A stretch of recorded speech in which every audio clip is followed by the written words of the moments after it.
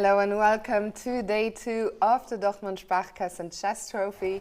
My name is Fiona and I'm delighted to be joined once again by Grandmaster Artur Yusupov. Artur, how are you doing today? Very well. We are again very excited, very interesting pairings, and I'm glad that we already joined some people. And let's move to the chess. You want to jump right in, right? No long introductions today.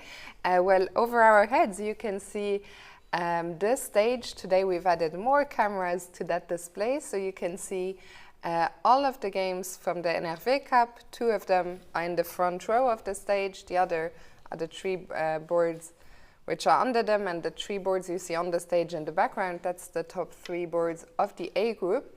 Today we are going to begin with the NFA Cup, and we're going to start by looking at the Nara Wagner's game, and she won a simply brilliant attacking game yesterday. Yes, so we're all very interested what will be today, and we have this position. Just a second, yeah, I think you can follow the development on my lower diagram. What can be said? Yeah, it's a very original play of Bagrationi.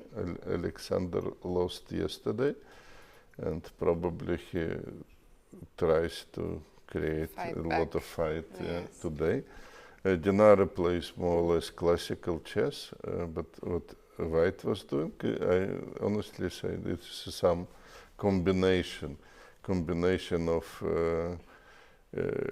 Queen's Indian opening, but then bishop should be on g2, and some very rare systems where White put the bishop on e2. But we can look maybe how we got there. Yes, so it was Sicilian.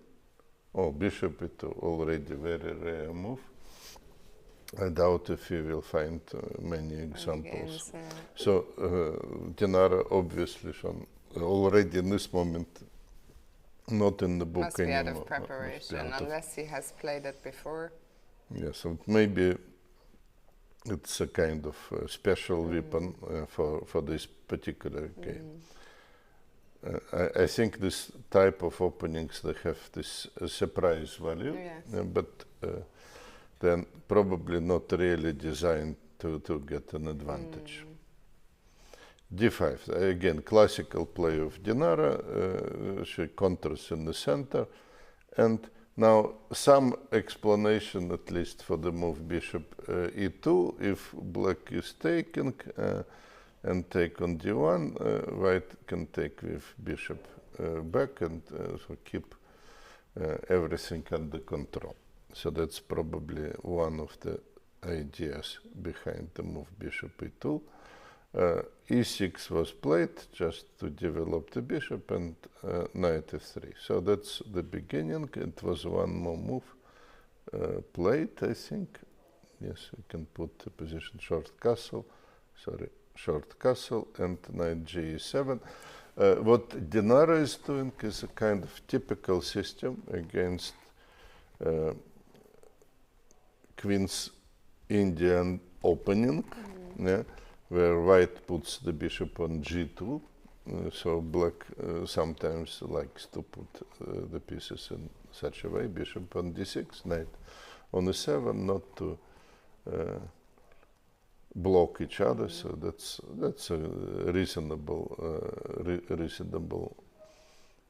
situation. But now she probably has to think also.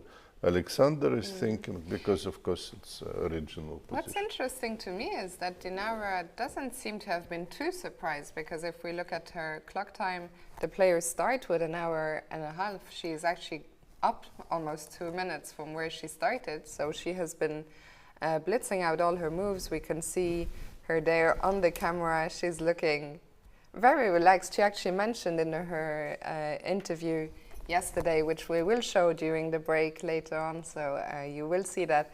She said usually she's a bit nervous when she plays on a stage, and here, you know, it's such a big open, there's so many people in the room, but that yesterday she actually felt quite relaxed, and I think today We can see that again. She seems happy to be there and in a fighting and focused mood ahead of today's game. True. Why should you be under the pressure? You play strong opponent, grandmaster, I guess. Yeah. And Yes. what can you lose? You can only win. Exactly. Yeah. And maybe she saw already some games of Alexander. I honestly cannot. Maybe he say. has played it before. Maybe he played it before, so she is ready. Yes, it would be quite a big coincidence that she looked at this recently, otherwise. Yes. Okay, so the opening battle is just getting started here. For now, let's move on to the other game in the NFA Cup that's on the stage, and that is the big Greek, Giorgi Souleidis, who's playing with the white pieces against 12-year-old Hussain Besou. And I believe you know Hussein a little bit. Of course. He was some years in our chess school, was training with my wife and with me. And he's, of course, very, very promising, very bright talent, and very interesting player who already won German championship. And he got also bronze medal in the World Championship under 10. So that's he already has good results, develops very well, and also is now one of the members of German chess squad. They call it Kader. Yeah? So he's a German Kader, and so promising talent. Yeah, very promising talent. Yesterday we weren't able to broadcast his game, but I'm excited to see it today. And this is actually a clash between two players who did very well yesterday. Giorgi beat the top seed with the black pieces, and Hussein beat Bagrationi, who we just saw play against Nara. Yes. So yes. both off to a perfect start. Also very convincingly, but let us see the moves maybe from the beginning, so that way if you continue, and promise that we will continue to follow the game, so we know what was going on. Okay, this is C3 Alapin variation, kind of popular, alternative to some open stuff where white prepares d4. Actually, I'm curious, what is Hussein's style? Because sometimes, you know, when you play the Alapin, you want to take the game into a more positional territory. I feel like Giorgi's choice is indicating he wants to use his experience and not go into maybe a more theoretical open Sicilian battle. Possible. Yes, of course, he definitely has more experience and tries to trick maybe the opponent in the first moves already to bring him to some unknown territory. But Hussein, actually, he was as a small child, he was also interesting player, because he likes to experiment and he likes to play something new, and that's a rare quality, and that's why I'm not worried if it would be some original position, because Hussein likes to do such a thing. So, but judging by time, he was not really caught by surprise, and definitely not with Alapin system. And now, again, I must confess I am not the biggest expert in all this. So bishop c4 doesn't look like an obligation move. I would more tend that white probably has more games with d4.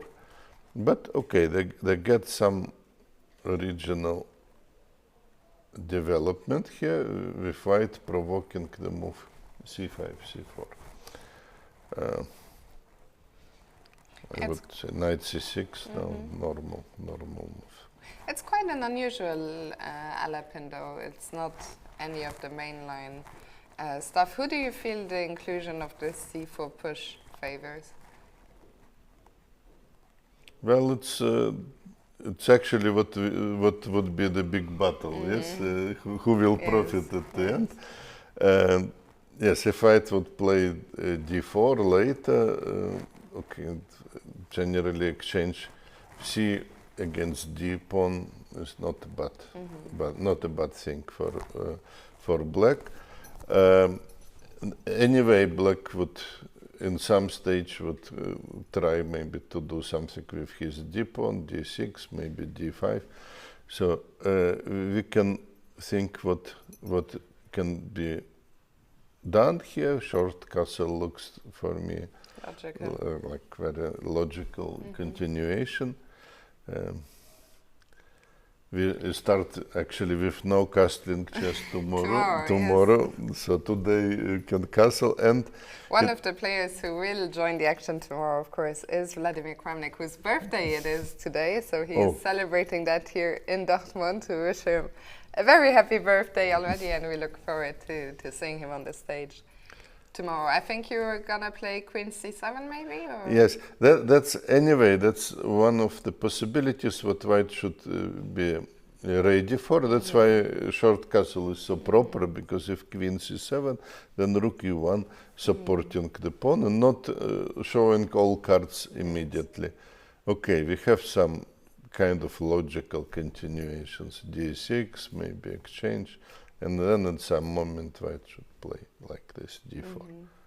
Okay, it would be interesting if we will get this type of position, because now we see one of the hidden ideas behind the plan of Georgios, that the White already has the battery looking on the king side, so black may be advised to look for the ways to evacuate the king in other areas.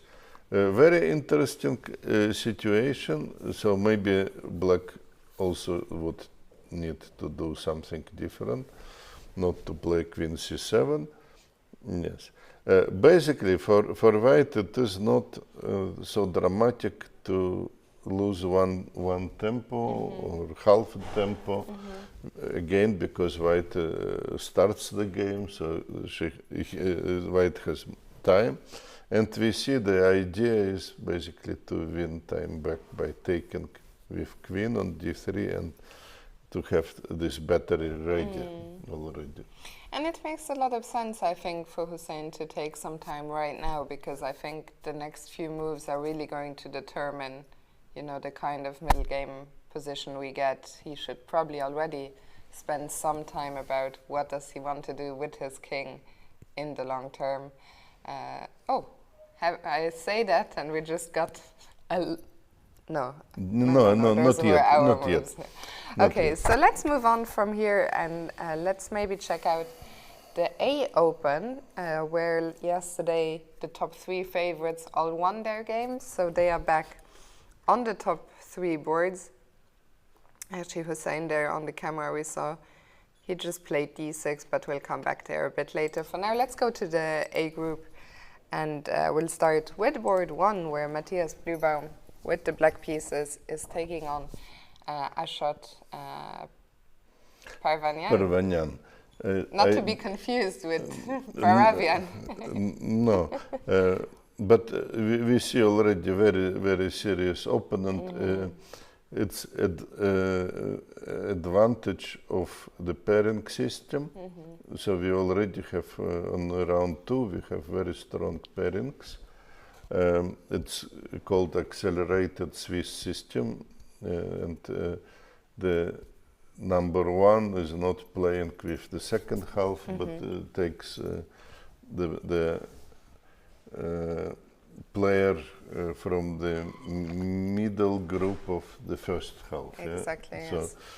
So basically, instead of the field being split in 2, it's split in 4, which also, as you mentioned yesterday, makes it easier for players like Parvanian to chase GM norms and to chase IM norms. Yes, already he probably got a very strong player in the first round, now in the second round. but with third round, everything moves together, and it will be more uneven pairings actually. But let us see what happened in the game. Let us start from the beginning. Caro-Kann defense, and one of the popular variations, and it was the variations what people were playing against Fischer, for example, and many ideas here, many theory, but basic idea from black side. He exchanged his bishop and he put his pawns on a white squares. Yeah, so potentially bad bishop is gone, exchange against the knight. So all other pieces would be more or less good. But it was done with a price of two bishops. It went to d4. And black now exchanged and wins a tempo with knight f6. I guess we are in a theory here, but I'm slightly surprised actually that white took with the queen on e4. Yes, the pawn was hanging on d4. But if I'm not mistaken, some player like Alechin, he was also trying to sacrifice such a pawn. More safe choice of Parvanyan. Of course, white had another options already, that's clear. We move to the next one, because here it is still... white is still thinking. White is thinking where to put the queen, what to do with the position at all. Okay. Maybe he didn't even expect the Caro-Kann. I don't know if it's Matthias' second choice, but I think his main is the French defense, if I'm not mistaken. I trust you. I trust you. A dangerous thing to trust me when I make bold claims about opening repertoires. But unfortunately, Matthias is not our sparring partner in internet, so you don't know his repertoire so maybe someone in the chat, you know, if you are watching us, we haven't addressed the chat yet, but hello to everyone watching us on Twitch or on YouTube. Feel free to ask us any questions, make suggestions, and we will be happy to interact with you. So maybe if you are watching, you know, and you know Matthias's black openings, you can either confirm what I just said or correct me. But for now, let's move on to the next one. Yeah, to board 2, where Alexander Donchenko is playing with the white pieces against Adelaide Bai, who I must admit, I don't really know anything about. So do I, but at least I can say that we have very normal position, and even a couple of words about this variation. Alvor, it looks a little bit original, but it has a very normal source. Yeah, we are getting Slav defense. And white took time and played a4. Now a standard move is bishop f5 to develop the bishop. But in the later stage, black started to use this as a weapon to play e6, and now black is going to the positions what are more typical for Queen's Gambit accepted. Only that black wasted the time for the move c6. So on the first glance, it's totally craziness. Why to lose the tempo? But if you look more carefully, white also spent some time on the move a4. And that's another question. Was it a good investment for white, or maybe black would profit from some weakness? In this case, I have tendency to say that in many variations it is useful move, but of course square before. So the advantages and disadvantages are balanced of the move a4, and it is valuable system, but it doesn't make that huge difference comparing to normal queen's gambit accepted. Queen e2 is interesting move. Obviously, white is not afraid of opponent taking a pawn, hoping here to get a strong compensation. There is some possibilities to give check or to castle, and then rook d1 is coming. Anyway, white has some tempies for development, and Donchenko is one of the players who very good at the openings. He definitely knows what he is doing. So queen e2, offering to take, but opponent refused this offer. And actually he spends a lot of time. Yes. Yeah? So it looks like Donchenko is better prepared. This particular situation is one of the main positions for one of the main plans for white, queen e2, rook d1 to protect pawn on d4. So we are really in a kind of theoretical battle. Now black, after some time, he played knight b4. Taking advantage of the fact that the square was available. Yes, it makes a lot of sense, and especially if we compare what could be an alternative. If black, let's say b6, white is already ready for a typical move d5. In this case, a4 is maybe leaving the square a2 for the bishop is kind of useful stuff as well.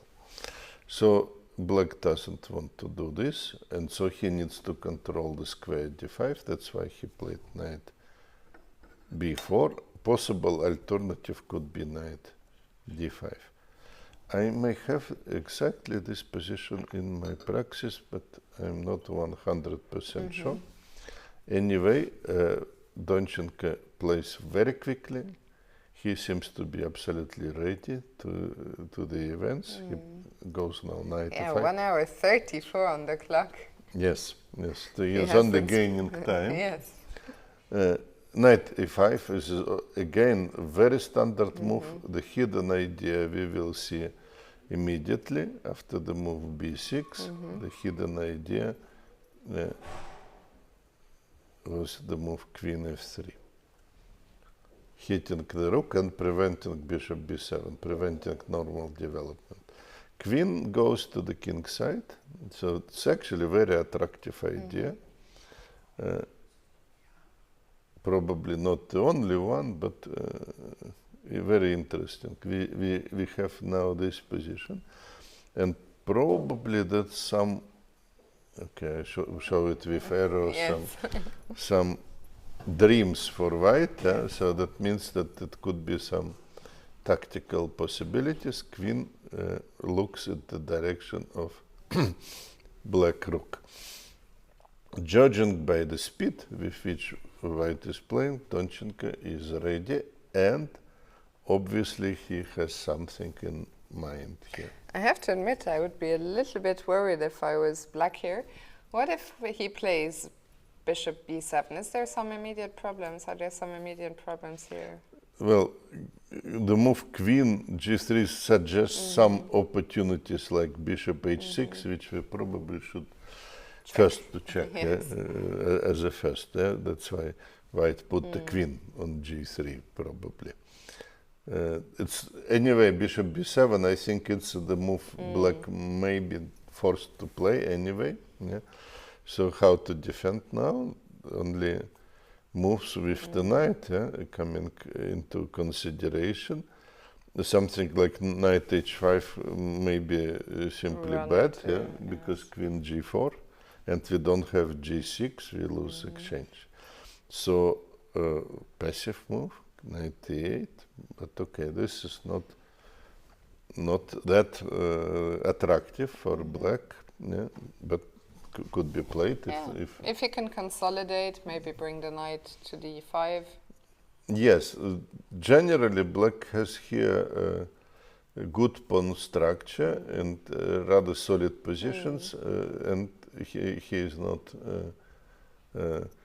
weakened his king side yet, so he still can play with reasonable confidence in this position. But again, the rule of the thumb, if white has isolated pawn, what white wants to do is to play middle game, complicated middle game, to use some advantage in the center. And the factors of the weak pawn structure, they would appear only in endgame. So in middle game, it's attractive situation for white. I think if black can, speed up a little bit, because you don't want to fall too far behind on the clock, especially when you're the rating underdog. I think his position is fine, but it's easy. I think it's easy to get intimidated when your opponent is playing so fast, and you think, oh, he's still in his preparation. Am I in some danger? And you start doubting yourself. And the worst part of it that Alexander is indeed in his preparation. He's not bluffing. Yes. So that's of course such players, they know how to work with modern computers. Yes. So that should be very interesting to see. Adelaide is under the pressure. Yeah, we can see him there, Alexander, currently away from the board. We will keep an eye on this one, see how it develops. For now, maybe we can move on to board 3, Gerlev Mines against Michael Adams. And by the way, a big thank you to Royal Chess in the chat, who did confirm that against d4, Matthias's main opening is the French, followed by the Caro-Kann. So I think the Caro-Kann didn't come as a complete surprise. It's his second weapon with the black pieces. So Mickey yesterday, who had to fight for a long time against Josefina Heinemann, she defended, she played, I think, a very strong game all in all, and Mickey had to take it all the way into a rook ending with a pawn up and work quite hard there. Yes, it was a very, very interesting, very rich on content, the game, and with maybe extremely useful ending, which I recommend maybe to make a closer look for everybody who wants to study rook endings. We can look what happened from the beginning. He plays against very experienced German international master, so not an easy draw for Michael. No. And we see what was going on at the beginning. White chooses now to play Catalan opening. Major alternative would be bishop e7 or bishop b4. But now we see that Michael is ready to play one of the most complicated and challenging variations connected with holding the past, holding the pawn, extra pawn on c4. He's also, if we take a moment to look at the clock times, look at Mickey, he hasn't spent any time, so he's another of our top seeds who came very well prepared today. Well, okay, that's what we expect. Yes. This variation is very well known with tons of theory. Usually white is sacrificing this pawn, but I think that facing this strong opponent, Gerlev decides to take it more safe, and played a4, which is probably less challenging move. But check is coming now. Okay, bishop d2, exchanging the pieces. I would say this is most likely a preparation of Michael, or he has some orientation, and so he plays a5. e5. Basically, after a4, it was very difficult maybe to protect the pawn on c4, but it took some time. It will take some time for white to take it back, and the prize is also the square b4, which is also weakened. A recurring theme in today's games, it seems, in this. And already here black is using this very, very energetically. So we see that Gerlev, and maybe it is a kind of wise decision, wants to not go into those super sharp theoretical lines. Yes, with pawn down. That's. On the other hand, black is obviously also happy with the development. He decided to take on the 2. Okay, it's kind of questionable move, but we don't want to question the grandmaster of such a level. So strongly. Why I said questionable, because it helps also white to develop the pieces. But anyway, since Michael played it rather quickly, it's probably part of his concept, opening's concept. I just mentioned alternative would be to keep bishops and then to keep little bit more pieces, but he took on d2, knight takes, and now a clever move, but it was also expected. It was also expected. b6. The idea that white can't castle because of bishop a6, and the queen cannot defend. Let me show the pawn on e2. Pawn on e2. So no castle, of course, no castle chess. They're preparing for tomorrow. Actually, Michael probably relieved to play this event and tries to castle rather quickly in these games. Last year he played no castle chess. And here, so after b6, Gerlev is thinking, if he cannot castle, how can he take this thing out of this bishop a6 idea? That's actually a very good question. Can I try to play some knight e5 and try to counterattack on c6? Or? So how do you want to play here? I was thinking about knight e5. Knight e5. Okay. That's bishop a6 is coming, yes, anyway. And we go somewhere with the queen. Somewhere back. But where? Because pawn d4 is handed. To c3 then. Yes, to c3. Then black is nasty. Yes, that's. We see now why Michael is playing this way. Maybe he wants also to use b4 square for some other pieces, not only for the bishop. So. Okay, it's actually it is more challenging now for white because white has to find. We can see both players on our monitor. Yes, and I think that important decision already, not to get into the trouble against strong player and. Gerlev takes a lot of time. Maybe you just have to move the queen to prepare to castle. Yes, but let's say. But again, where to? Where? Okay, let's say we move the queen. Let us try. We would be smart. We move the queen, and what will happen? Let's suppose black sticks to his plan, bishop a6. So what now? Because pawn is still handing. He needs to do more than one move. He needs to find actually the whole concept. So what to do? Maybe rook c1, knight c4 to be ready, and then castle. That is one of the possibilities. But judging by the speed of game, Michael probably ready. I think he's very happy here. He has no problems out of the opening. he's up half an hour. I mean, to have a half an hour advantage, we're what, 37 minutes into the round. It's absolutely huge. So I think the opening stage of the game has gone very well for Mickey.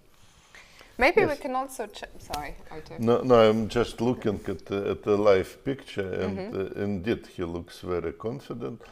But Mickey has a poker face. It's hard to read anything, I find. He always looks, he always looks calm. He always looks undisturbed. But what is interesting is he is sitting on the board. Yes. Yeah, although maybe he has nothing to do, but probably he doesn't want to disturb his opponent, let him think, maybe go to time trouble. So it's also part of the devilish strategy. Yes. Yeah.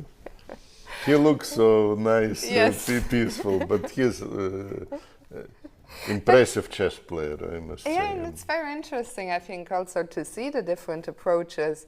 Yesterday, for example, we saw Matthias Blübaum. He's walking around. It was confirmed by Dimitri Collars, who joined us in the studio, that he does a lot of walking. He spends a lot of time away from the board.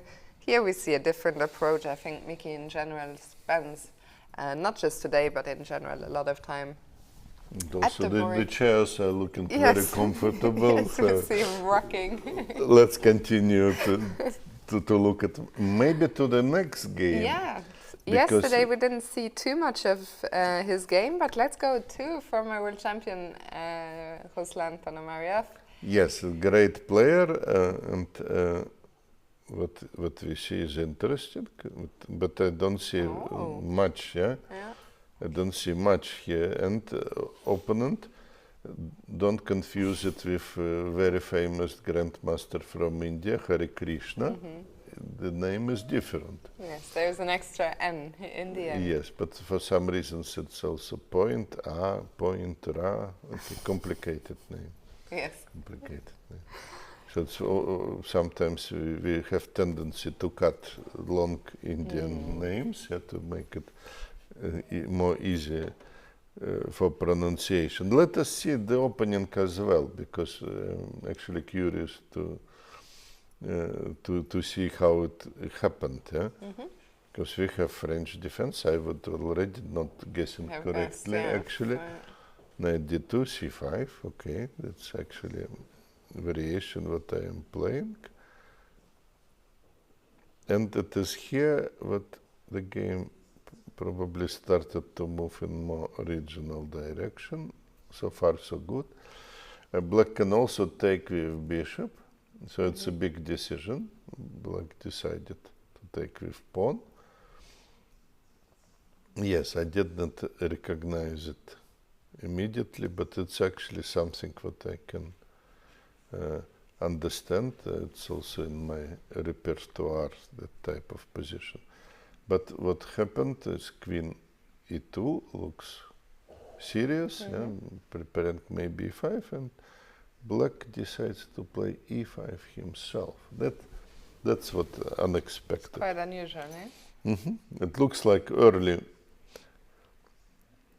move, and maybe this move was a little bit irritating for Ruslan. Who's been spending quite a bit of time.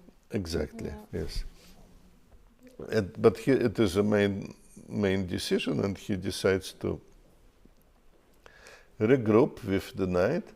But on the other hand, it's a second move with the piece, so the question remains. The question is here, should we take and maybe hit the center instead? This was an alternative. That was alternative, and instead he played knight f3. The problem is that we don't have advantage in the development anymore, because we spent some time for regrouping pieces and almost no advantage in the development. Black also has 3 pieces developed, and to take the pawn somehow. He actually took it, right? He took it, yeah. Okay, that's connected. I'm sorry, I jumped to some other position. Now we are back. Yes, that looks principled. I guess. Black can castle, yeah? Because if black takes, we can take a pawn. And it doesn't look like there's any... Yes, not obvious compensation, let's say. Castle, you can even spend some time and take. Yes. Yeah, here life is very good. Looks good for white. At least we don't see the problems here. Yeah. But maybe idea of Harikrishna is different, and maybe his idea is to castle. But anyway, he takes time now. Yeah? Very important moment in the game for him. Yeah? We probably can. It's interesting that he's the one still spending time after he initiated this whole play in the center with e5. Yeah. Okay. But there were already some alternatives for white to play. It was not forced. The queen e2, knight f3 is not forced. So. Very true. Okay, and I think with that we conclude our first tour of the A Open. We're going to go back to the NFA Cup and maybe start again with the Nara's game against Bagrationi. Exactly, and the game developed very interesting way. Okay, it looks like now more and more looking like King's Indian opening with the bishop on a wrong position, on a different position. A mix of King's Indian's opening and Fischer random chess with the pieces. In a sense, it looks slightly puzzling, but not exactly. Maybe we can also compare it to some Dutch defense formations and all stuff. And then in Dutch defense, queen goes sometimes to e8 or to e1 and bishop to d8. It's tricky. And also Dinara started to use time. So let's go back to where we left it off and exactly. What I think that was the moment after the move knight g to e7. And now Alexander played c3, a kind of very useful move for all purposes, at least to control the square d4. And if you want to bring the queen, you don't need to worry about any knight move. So c3 is a standard. c3, f6. That is already maybe the move what Dinara started to think about. Maybe slightly puzzling. Do you think she was worried about? She was worried about e5. Yeah, yes. e5. Yeah. Yes.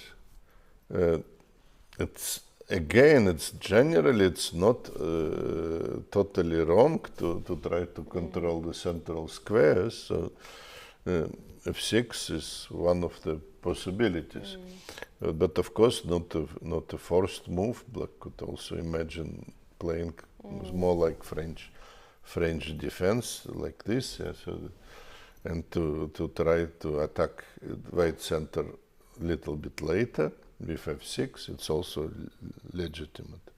So it was not forced, but her choice.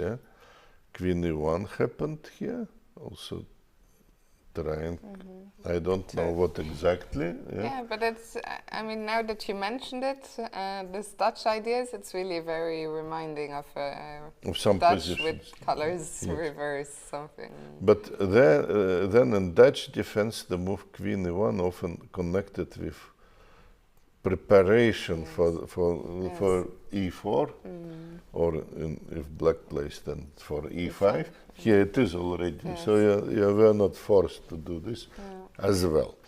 But it's again, it's not a bad move. It's all reasonable. Short castle also shouldn't be criticized. Bishop d1, and now is interesting reaction happened. Queen c7. So it looks like Dinara really fights against central push. You can alternatively you can ignore all this stuff and to try to develop maybe bishop to a6. It's also was optional. Queen c7, nevertheless interesting idea because black hitting the pawn. And that's how we got to this position. And that's where white played g3.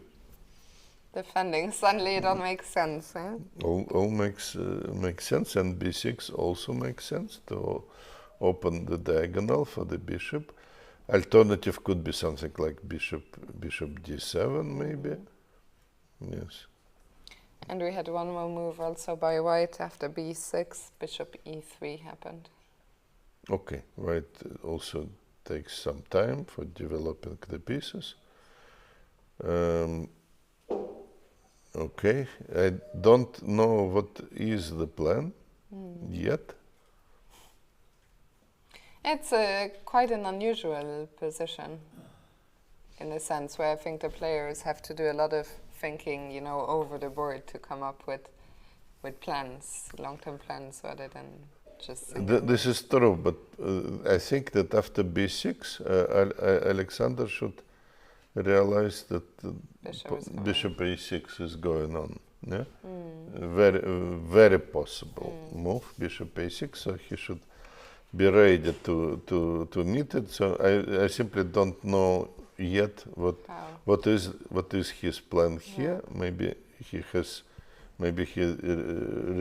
comes back. Yeah. Okay, that's another story.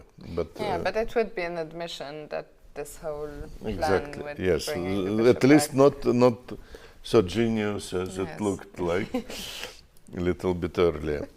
That's true. Yes, if you need to come back, to take move back, it is not a great sign. Yeah? Okay, we see that Nara is thinking, so we'll come back to this one in a short while. For now, we're going to go to Giorgi Souleidis and Hussain Besou and see how that game has developed. Something happened in different direction. Yes. White changed the pawn, but differently with b3.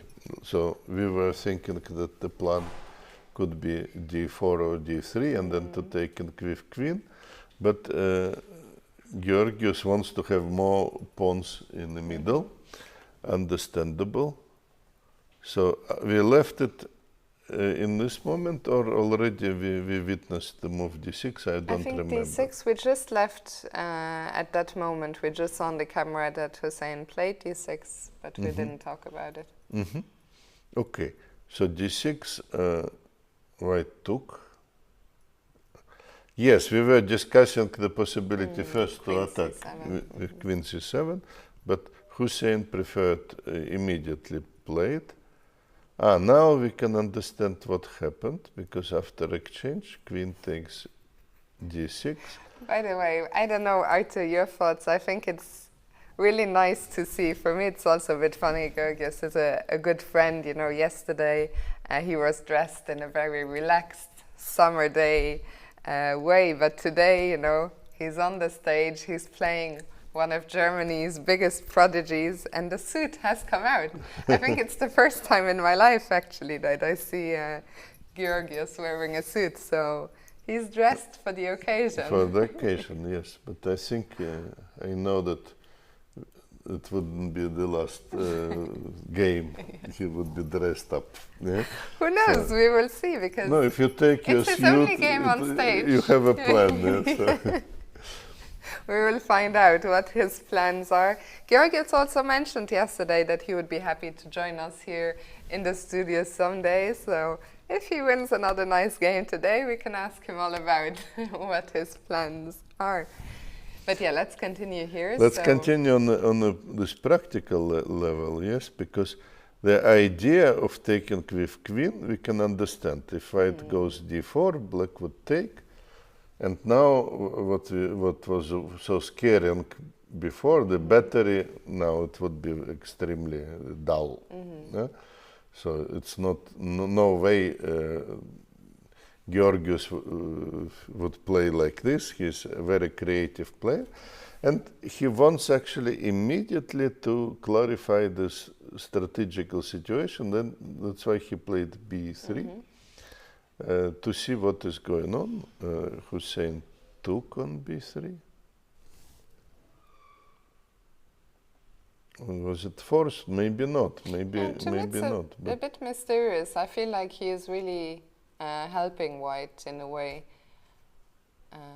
by taking on b3. I feel like if I was White, I would be happy to see this. He was actually helping by taking queen on d6. Yes. So if you will come back, this is more natural, and then you are ready to castle. Yeah, that was more natural.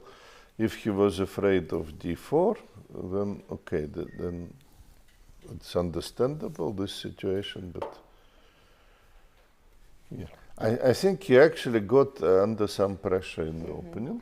So the opening choice of Giorgi was very clever. He put some serious pressure, but anyway, Hussein will be fighting in this game. So taking with queen, b3 also creates sometimes these ideas to attack. So it's a good move, and strategically we came to the position where White has actually good pawn structure, also open line for the rook. So some initiative for White. Black played bishop e7, that's okay. White played d4, that's also a logical move. Short castle. And here White started to provoke some weakening of the black position. Black decides to play g6. He didn't have so much of a choice, I mean, unless he plays f5 f5 or g6, yes. So the choice is not very attractive. So he decides that this is a less of evil. And now what happened? Do we have a move now? No. We have one more move, knight knight bd2. That's actually... makes a lot of sense. The knight is looking to jump to e4. Can easy to be explained. But of course he had alternatives here. Alternatives, we can draw these alternatives. We can immediately push the bishop forwards. And another way is to keep all options for the bishop. And maybe to put the rook on active position to see what black is going to do. And that would be not very pleasant for Hussein, I would say. Yeah? I have to say, regardless, I really like Giorgi's position. He's also showing that he can play in many different styles. Yesterday we saw him play hyper aggressive, you know, giving up 2 pawns straight out of the opening. He won a very nice game today. Is, I think, more positional in nature, but I think also here there will be some attacking prospects. Maybe I think he wants to play for attack too. Yes. And that's actually smart choice. Yeah? You, playing against younger opponent, and usually younger players, they prefer be on attacking side. Yes. So he fights for initiative very hard, puts the problem. Hussein played, or no, it looks like he's thinking. He's still thinking, yes, his time is running. Okay. Aito, what I'm going to suggest is we can quickly take a look at the two maybe just the current position of the 3 other games from the NFA Cup. We're now 1 hour into the game. Just take a look, maybe starting with Jana Schneider against Mikhail. Yes, we have a technical problem on the game. Actually, I thought so too, but we have it at the bottom. We have. We can refresh. Yes, it's further down. Okay. Let us quickly do some refreshing process, and now we have it. Exactly, okay. Yes. It's. We can also start here. We start with Rubin against Vadim Petrovsky. Ruben Kölner. They both won in a very good manner.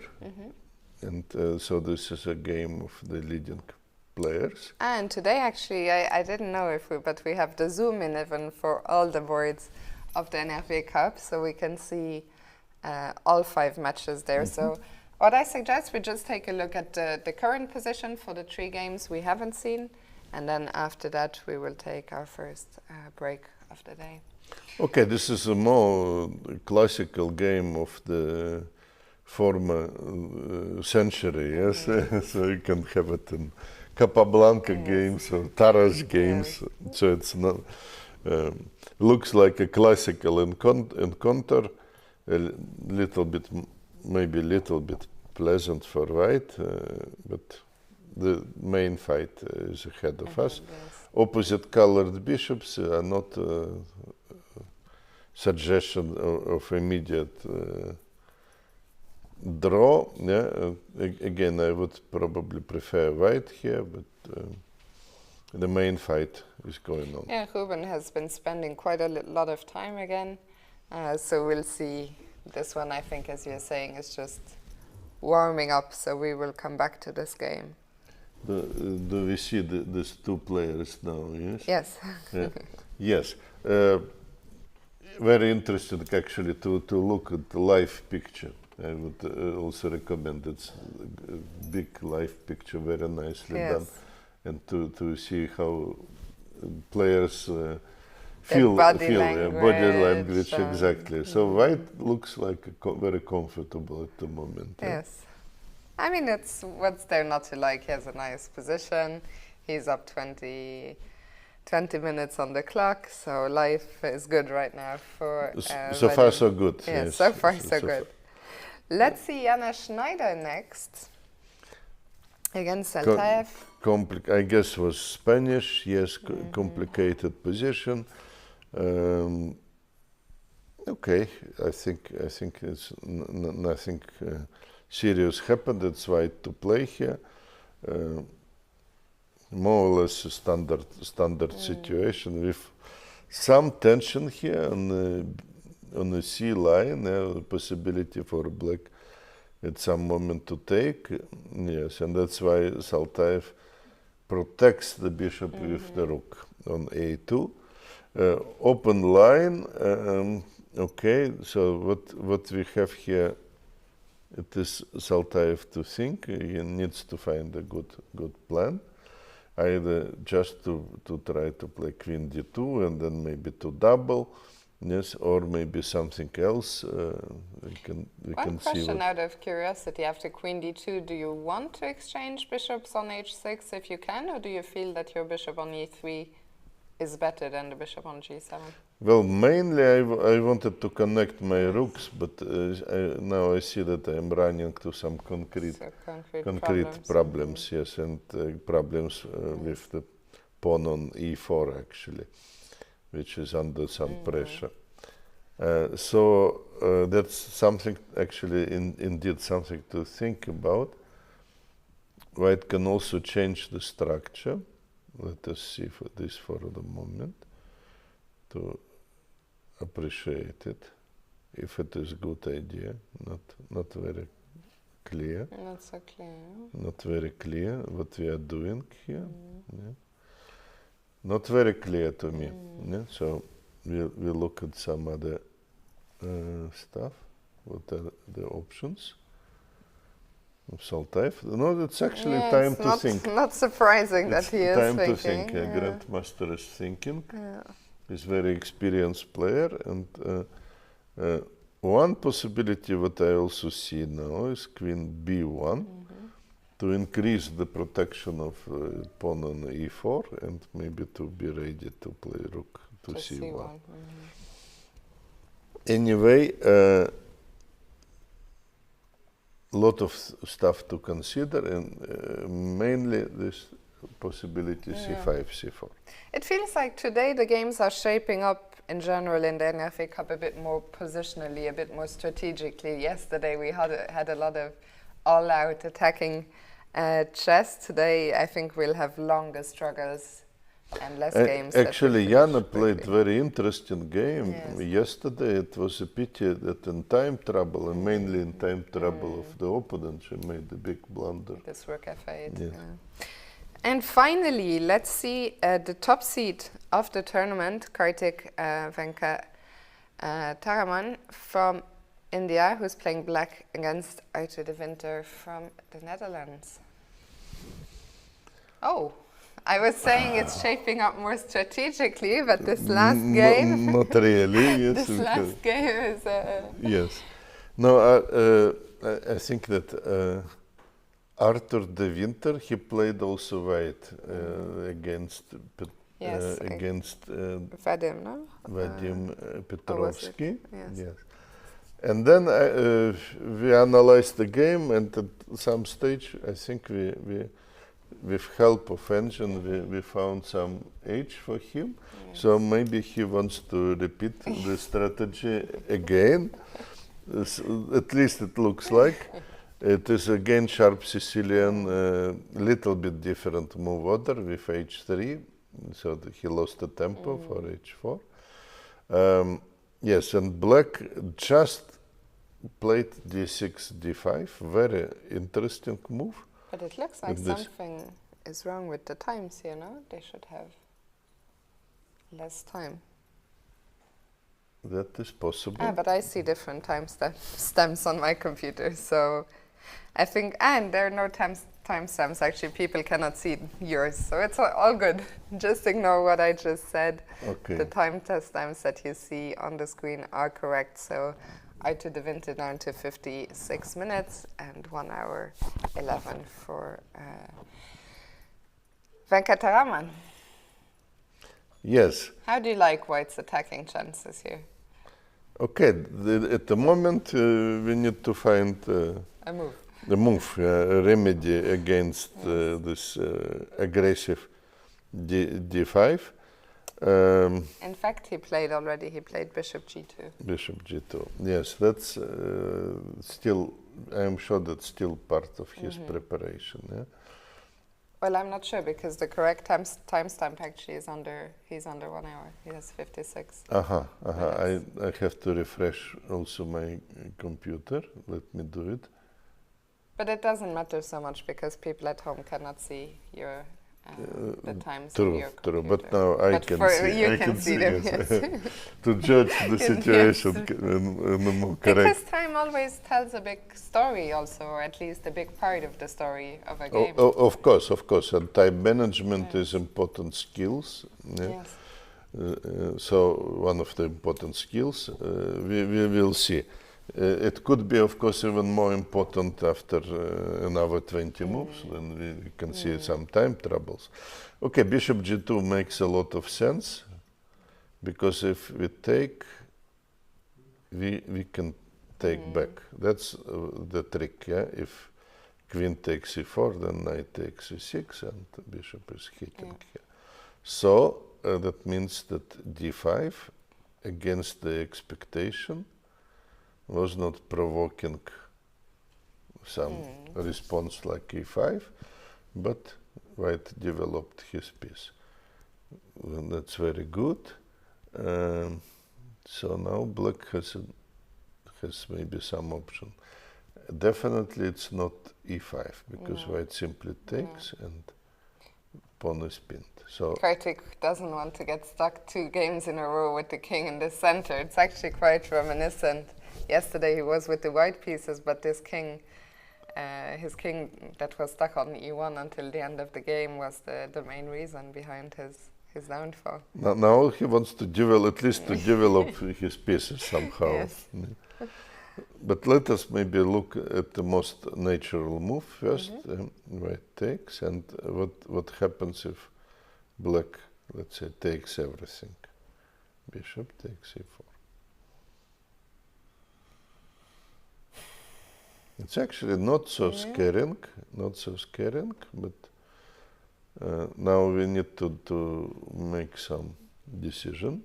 Yeah, either we take or we protect. Or we protect the bishop. So let us see what if you take, queen takes, Maybe rook a7 to be able to bring white develops very freely, or maybe long castle. Yeah, this position doesn't look promising for black. Yes. Okay, so maybe better protect. move would be protect, and it's not entirely clear what is going on here. Yeah? Yeah. So complicated position. We fight already committed little bit on the king side. So now what to do is very, very open question. So this is one of the options what we see for black. It may also give us to think that maybe something like this makes sense. Now what about bishop c5 now? Okay, white can protect d4, so no problems. And again, black is not able to play e5 for some tactical reasons. Very again, nice. Looks very dangerous for black.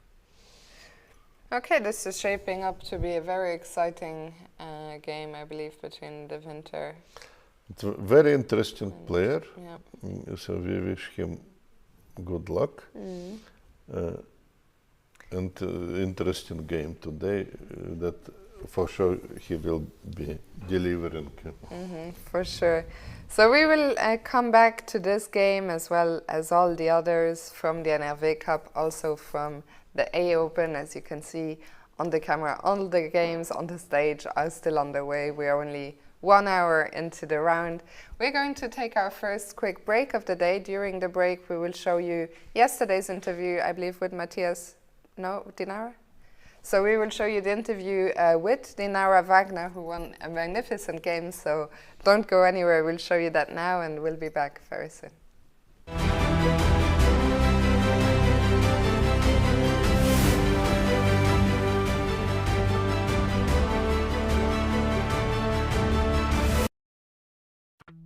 I'm here with Nara Wagner after the first game of the Sportland NFA Cup of the International Dortmund Chess Days, and congratulations to your game. You have got a nice win, yeah? Thank you. How was the feeling to play on stage today in front of the people? Nice, I liked it. Usually I'm a bit nervous when I play on the stage, but this time it was quite chill because we had a nice area to walk around. We also had a buffet and water. It was very nice. So you're looking forward to play that tomorrow, yeah? I hope so. I hope I keep playing on the stage. Okay. How was your game? It was some Catalan opening? And yeah, I liked it a lot. I think here he played Queen d6, which was a novelty. Maybe we show the moves here? Yes, of course. Bishop e7. Yeah, just a classical Catalan line. Here the main move is knight e5 or queen c2.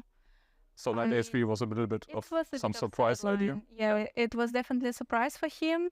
And bishop a3 was a correct move to play.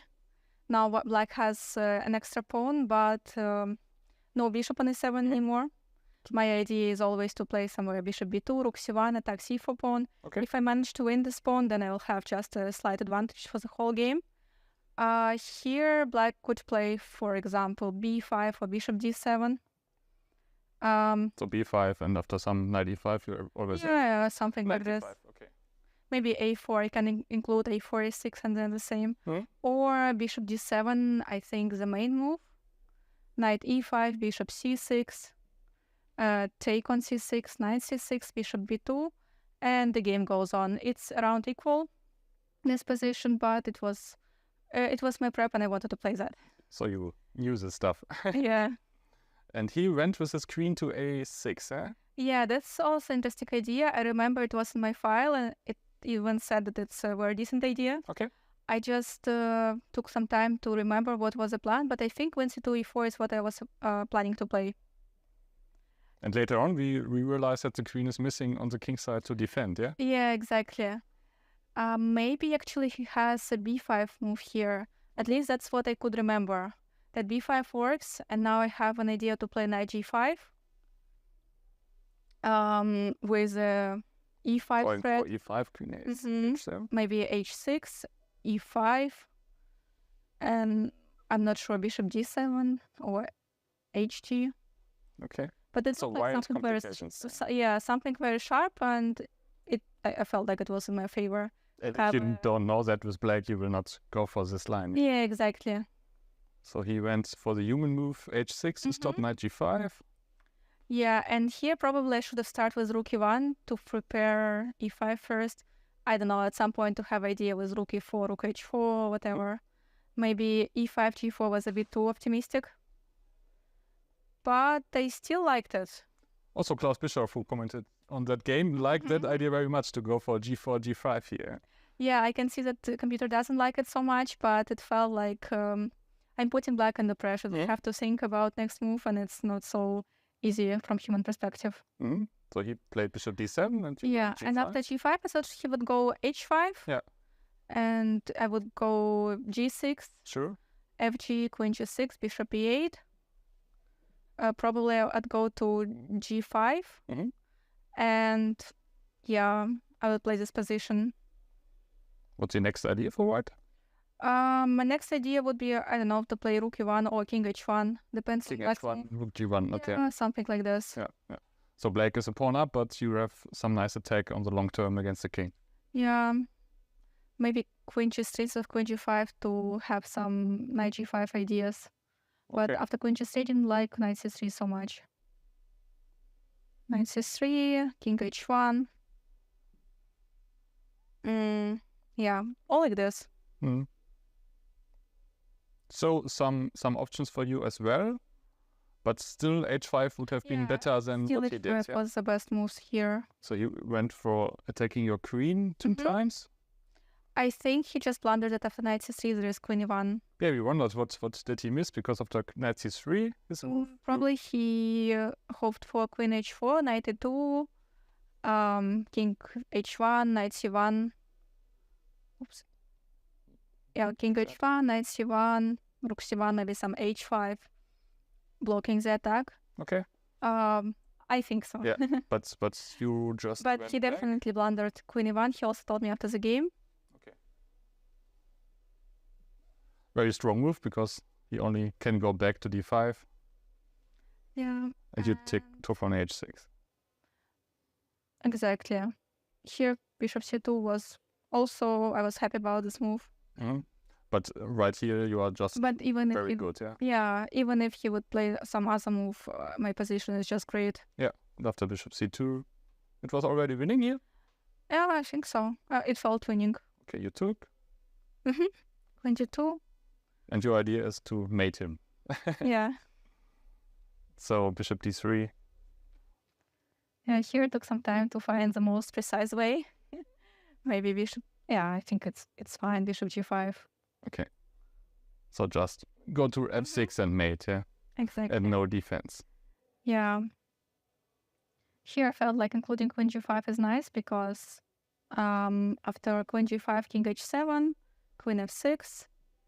If he would take on f1, I already have knight g5 check, king g8, bishop e4. Bishop d3. Bishop takes d3, cd, and queen h6. Still mating. Very nice line, yeah. Would be a nice way to finish the game, but... Yeah. Okay, he went for rook d8 and you were just some piece up, yeah? Yeah. d5. No, just a piece up and winning. Winning attack. So pretty nice start. What's your goal for the tournament here in Dortmund? I would just want to play some nice games. Hopefully to get an IM norm, probably play for GM norm. I don't know. I just want to play very nice every single game and then see how it goes. Okay. Congrats to your first win and good luck tomorrow. Thank you very much.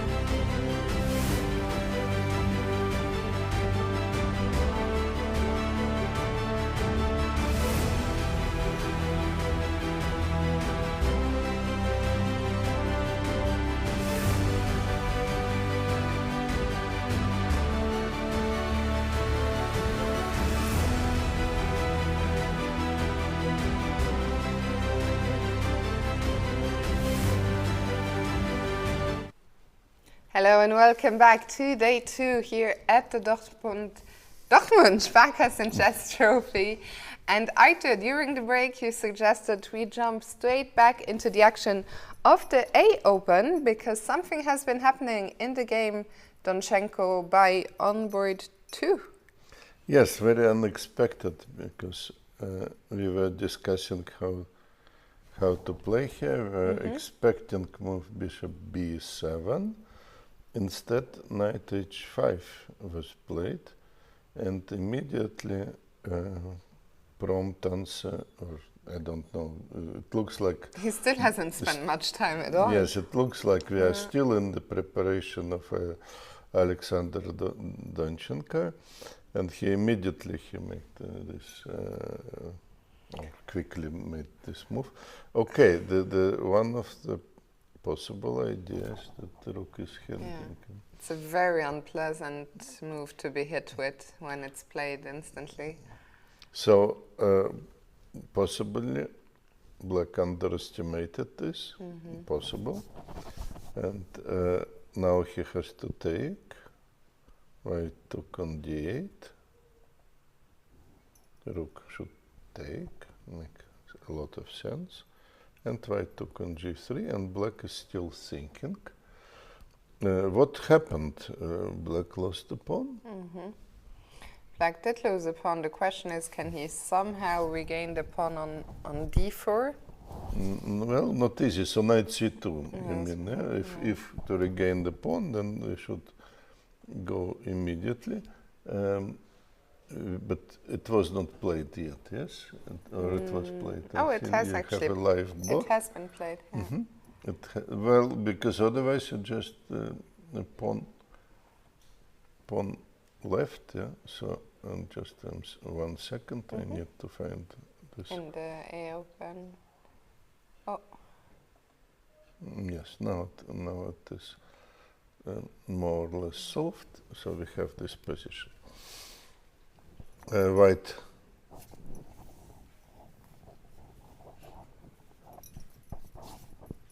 is thinking, yes, but it's actually a good reason why to think, because we need to find the way to deal with and to keep material advantage, and probably something like bishop f4 could do the trick.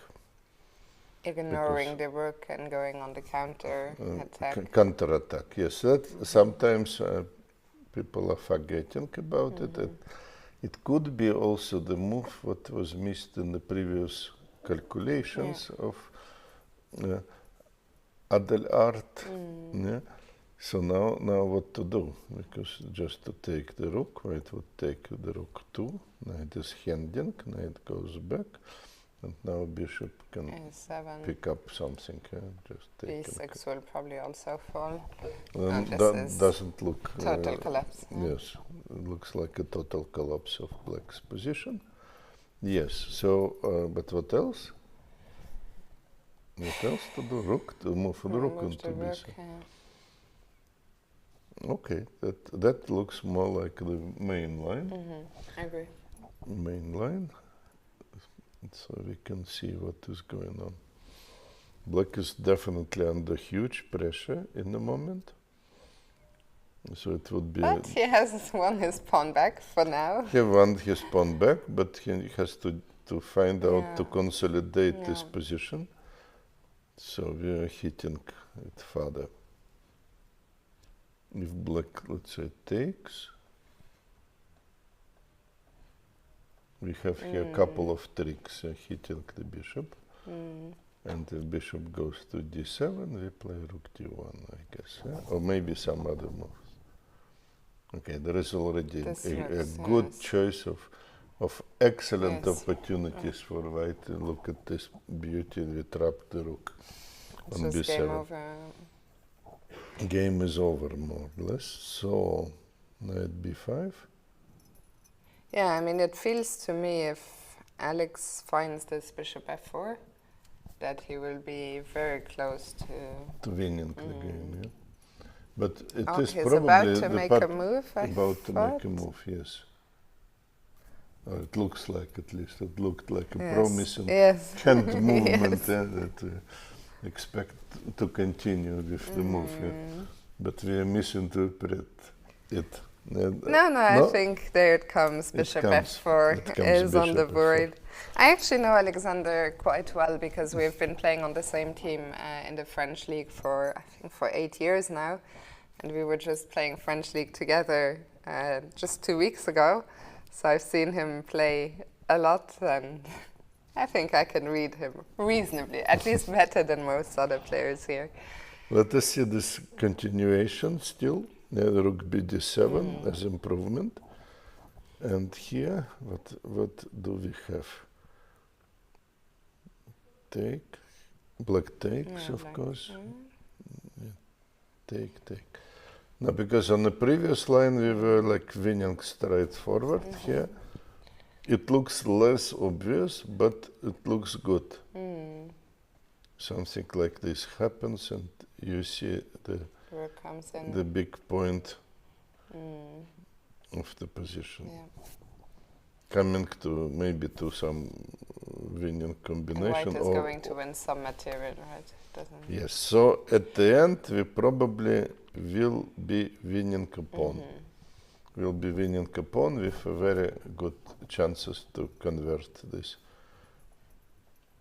advantage. So that is the possible line with huge advantage for white. White wins a pawn and keep doing very well, taking. I see a couple of comments in the chat. Chess Buddies on Twitch was praising this move, knight takes f7, really very nice shot by Donchenko. Very nice, and I'm sure it was prepared. I'm sure it was like not accident.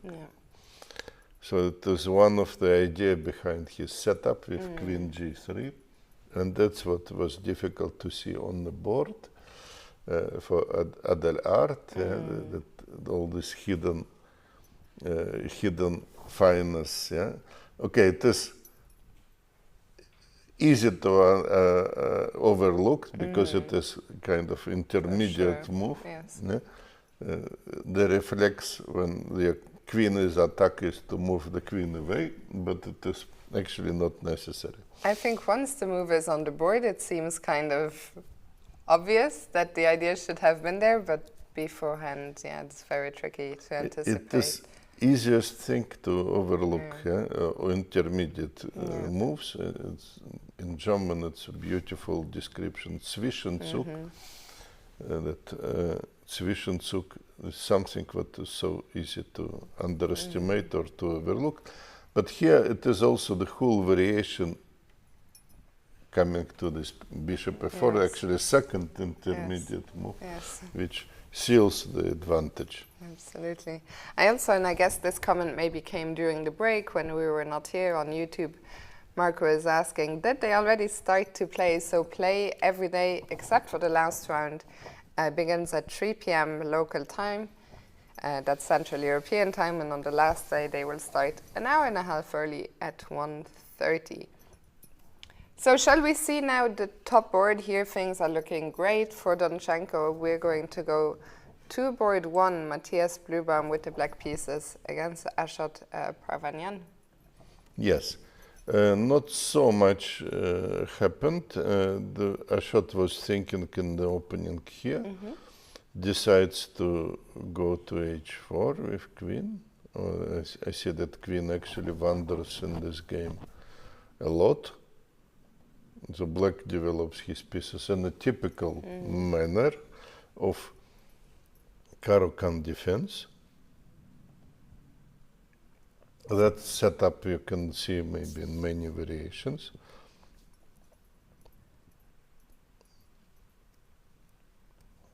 Changing another piece. And again, the same problem now with different knight. Yes. And second knight again, attacks. the queen has to... Again, chasing the queen. So white is wasting a little bit of time for these maneuvers, and now black decides it's time to seize initiative. We may miss some not obvious alternatives for white, but okay. We mainly concentrate on the events what happening, not what may happen. Rook g8, easy to understand. It means that black wants to attack. Go g5, g4. G5, g4, yes. And if you're white, how do you prepare for this push? Do you prepare at all, or do you just start pushing on the queen side instead? I think I would advise actually to take it seriously. Yes, it's not. Yeah, because it comes very fast. Okay. Yes. Also, we have here with our pawn on h3, we have some kind of weakness, or you say sometimes hook for the black pieces to hang on. Yeah. So if black can attack the pawn g3, or if black plays g5 and g4, he is already in contact with white pawn formation. Much quicker than we can get it on. Let's say, okay, let's make it clear. Let's say white makes some attacking moves, ignoring black ideas. We keep attacking, and basically, okay, black is already here in contact with white formation. Alternative, black can consider maybe stopping white But it's expansion. interesting to me that when you made this move g4, at first it looked quite scary to me to be white here, but I saw that our engine after g4 said that everything is fine after h4, just keeping the g file closed. Yes, that's actually important consideration. Yeah? If we can, we should keep the position closed. Yeah? Not open the lines. In front of the king, because that's opportunity for heavy pieces, and you immediately give opponent more possibilities for attack if some line is opened and heavy pieces are coming through. Yes, so it's actually not so clear, not entirely clear if white may ignore the whole business, but we see, I think we see the move or not. Maybe we see the move, queen f3. Makes a lot of sense because it is a prophylactical move against g5, knight is handing. Okay, so that's a good. How would you evaluate this position? Where do you even begin? Well, we look at the pawn structure, we look at bishops pair, so that's very slight pluses for white. What is good for black, that he is fully developed and ready with this g5, g4 actions. So that means on a concrete level, we want to prepare maybe g5 he again. Played queen e7. Queen e7. Trying to prepare g5, but it doesn't look so horrible to me, because also queen was left doing some defensive was doing job. some. So here we have two choices. First of all, we can go for this position and take on f6, for example. Yeah? Okay, black would be able to open g line, maybe to have some pressure. But this is more like, say, defensive. Yeah? If you would think about defense, we can do something like this, maybe start preparing before b5. It's actually, because I see here the possibility, if let's say black tries to double the rooks, maybe we can even do something like this. I don't know. Just bring the bishop back. Yes, not good, says the... Not approved by the engine. Because he sees immediately the strong plan. Okay, so we have to find something more clever, which can be something Maybe like this. actually we can go back for 1 second to that variation you were just showing with this bishop c7, queen d6, just for our viewers at home, to explain to them that the idea is that after queen d6 and g3, there is a, I think the rook can simply take. Yes, okay, let us ignore Yes. opponent's possibilities, and if g3, now black breaks through. So that is why the threat, just for the viewers at home, to make it more clear why the threat was so powerful. Yes, but you see basically what happens if we weaken the king position even in a small way. If you would have the pawn back on h2, this wouldn't be possible. But putting pawn on h3 weakened white king side, and we have to be careful. So, of course, what I was suggesting, bishop g5, was very defensive. Yeah, very defensive way to play. White probably has some other options. We can consider, let's say, we are not afraid. Yeah? We keep attacking because we have a hook we here. have our own hook. Own hook, yes, pawn c6. So let us see how we do it. Who is doing better? Let's say black takes. And now if we simply take with bishop, we just lost a lot of time, and black probably starts killing us with attack. Already threatening. All the pieces are almost in the game. Yeah. So, yes, we need to do something more dramatic. Okay, maybe rook b1. It doesn't look so dramatic, right? No. It's hard for me right now to understand what is the drama, yes? Yeah.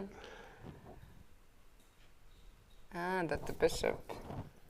So basically we need to keep our bishop on e2 to go to f3 in the future? We have some defenses here. So it was not dramatic, it was just to keep the let's say prophylactic. Yes. Yeah? We show the idea. Would be an ideal position for the bishop, also hitting at the same time and protecting. Okay. Not so easy to figure out all of this over the board. Time is also ticking down for Ashat, who is now 41 minutes on the clock. We're only on move 15. Yes, okay, some advantage maybe in this sense for Matthias, but he also spends time. Yeah? Yes. Now, so it will be very interesting development. Now we are in a way on the crossroads. It is right to choose maybe the way the game will continue, more quiet or maybe more sharp. Yeah. We'll come back here. For now, we are going to move on to board 3 and check in with Gerlev Mainz and Michael Adams.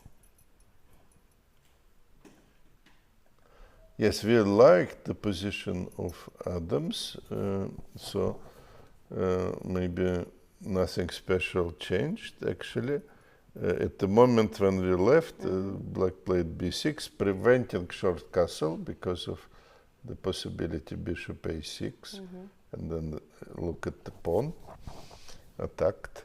So white cleverly played queen b3. We were considering this move. It's actually only 2 moves were played, and a little bit more, a little bit more. Let me refresh everything because I'm missing 1 or 2 moves. Now let me see what is going on. Yes, we have little bit more, 3 moves. So he immediately played knight c4, blocking the diagonal, and after knight bd7 castle. Okay, makes sense also. But what Michael wants to say that after c5, black is ready, ready for counteraction. Let us see what may go on. If let's say white takes, we can take with knight, hitting the queen, if white takes I on was b6. just trying to figure out what happens here. What will happen? Not so good for white, because we are handing here with knight on b6. So now already we need to... No squares, huh? Yeah, we have no normal move. We need to make some trickery stuff, but it's not a really good thing. Yeah? And, not a good sign as well, that we need to play like this, not to lose immediately. So it's not a good line, but I did it partly on a purpose, because just d takes c5 looks stupid, but it is something what you usually calculate always, just to see what happens if we exchange pieces. Much more logically would be to use some time to protect maybe the knight and to bring the rooks. Very interesting question, how to put the rooks here. Should we put something like this? Yeah.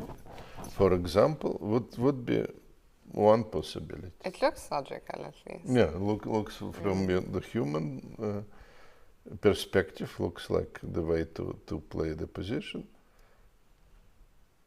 But we see also engine for some a little bit mysterious reason suggests this move, but okay, this is one of the Is it also prophylactic just to step out of this diagonal? I mean, and maybe also to be able to bring the queen back. Yeah, so that's explanation of the move. About equal position, so no difficulties for Adams, but he definitely wants to play for a win. Yeah, and I think this big edge on the clock and the position. I mean, there's still a lot of pieces on the board, even if it's even for now. He will get some chances to outplay his opponent later on. Maybe he can hope for certain time trouble. Alvor, I must say that the gap in time is not that big. Yeah, so it is still. Although it is only 14 moves. 14 moves. I mean, it's Mickey has almost twice as much time. It's quite a big gap, I would say, to play 20, and also to play 26 moves still for white with 33 minutes. Did we miss a white move? I think yes. I think Gerlev played the move. Rook f d1. Rook f to d1. We can at least put it on the board and to see. Okay, this is one of the logical moves. We were talking about this developing, putting rooks more or less on open diagonals makes sense to me. Yes, so that's the situation in this game about equal. Yeah. For now, we can move on to a game we saw earlier. That's board 4, and that's looking very, very exciting. Ruslan Ponomaryov against Harikrishna. And I'm very curious to hear your thoughts on this game. I still want to make some refreshment, but I think we have the position. Yeah. We have the position.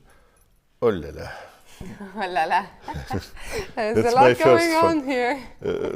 Indeed, when we left this position, White just took on d5, and we were saying it is possible to make a castle, and it is some gambit play. White can't take because of rook e8 at the end. So White took on c6, so took a challenge, but black is threatening something. So we need to spend a little bit more time. It reminds me the game we saw yesterday, actually, with our big Greek friend, who gave up 2 pawns and played an open game and was attacking. So this just doesn't look that promising from White's perspective. It looks like a good compensation to me. Black played here rook c8. Okay, that's a little bit abstract move. What else can be done? Okay, always easy to suggest. Also queen c7 possibility, if castle then e4. But okay, rook c8 make also certain sense, bringing the piece in the game. So how white reacted, he reacted with the move c3. So avoiding some pressure, potential pressure on the line. Now, the next move for black was to take on f3. Forcing white to damage the structure. Yes, because of course what we said, bishop should be protected. So white has to take. Now the question, does we have enough compensation? Black tries to use the position of the king, maybe which is a little bit in danger. And so he played here e5, e4. It seems to make a lot of sense now if the king is in the center to just try to open up the position at all costs. Makes a lot of sense. White played here bishop b3, could be necessity because bishop was under attack. Maybe we can just also quickly show why white couldn't take on e4. Well, he could take, but then black probably simply takes back. And we can't take second time, obviously, because of rook e8. Generally, white wants to win time and to consolidate the position and to evacuate the king either in this direction or in that direction, doesn't matter where, but away from danger. Probably I would prefer to the queen side. From danger. I would feel a little bit worried about going to king side because it's totally ruined. Yes. Yes. So it's not a way of danger, but maybe coming to the danger. From danger to even more danger. Yes. So let's say we agree. I agree. The only way out is the queen side, but still we will be in some time on the c line. So a lot of tactical potential for black. Next move, as I said, good move to avoid hit on c4. And black played rook e8, very logical move. Now bishop e3.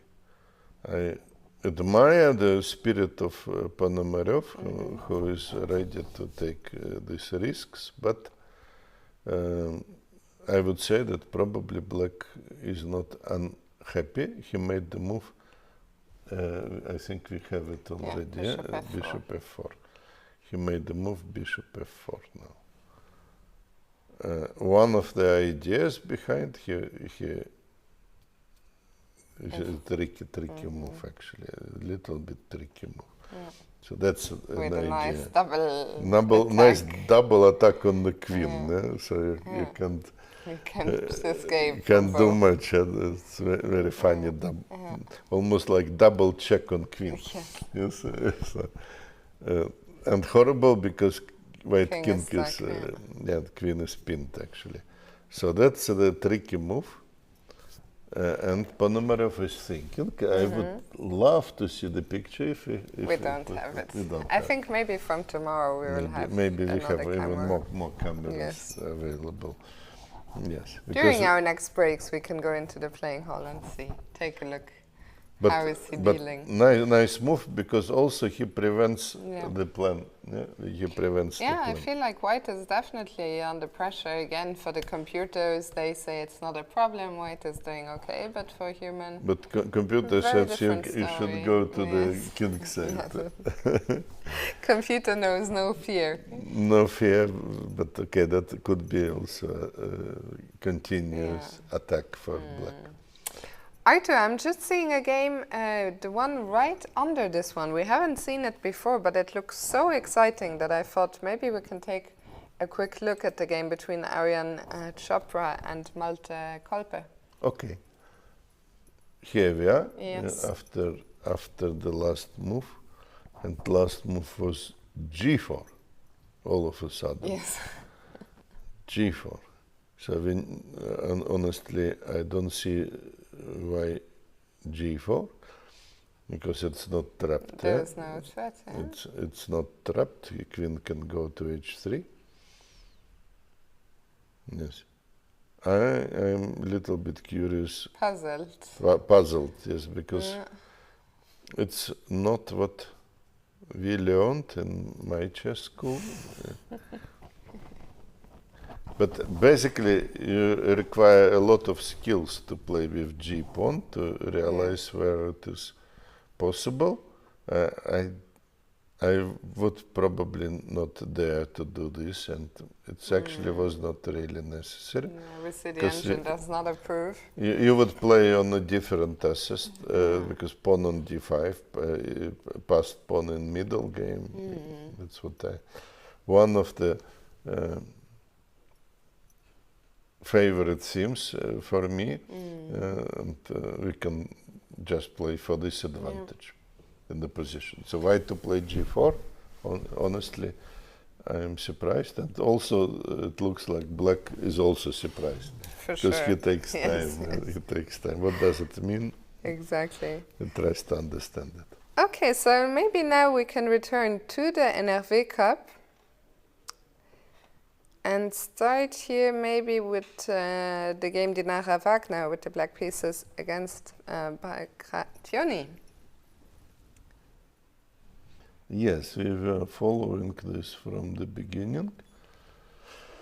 Not a single, no, one pair of pawns has been exchanged. Some progress is made, yes. We left the position after the move bishop e3, and I said the question would be what to do after bishop a6.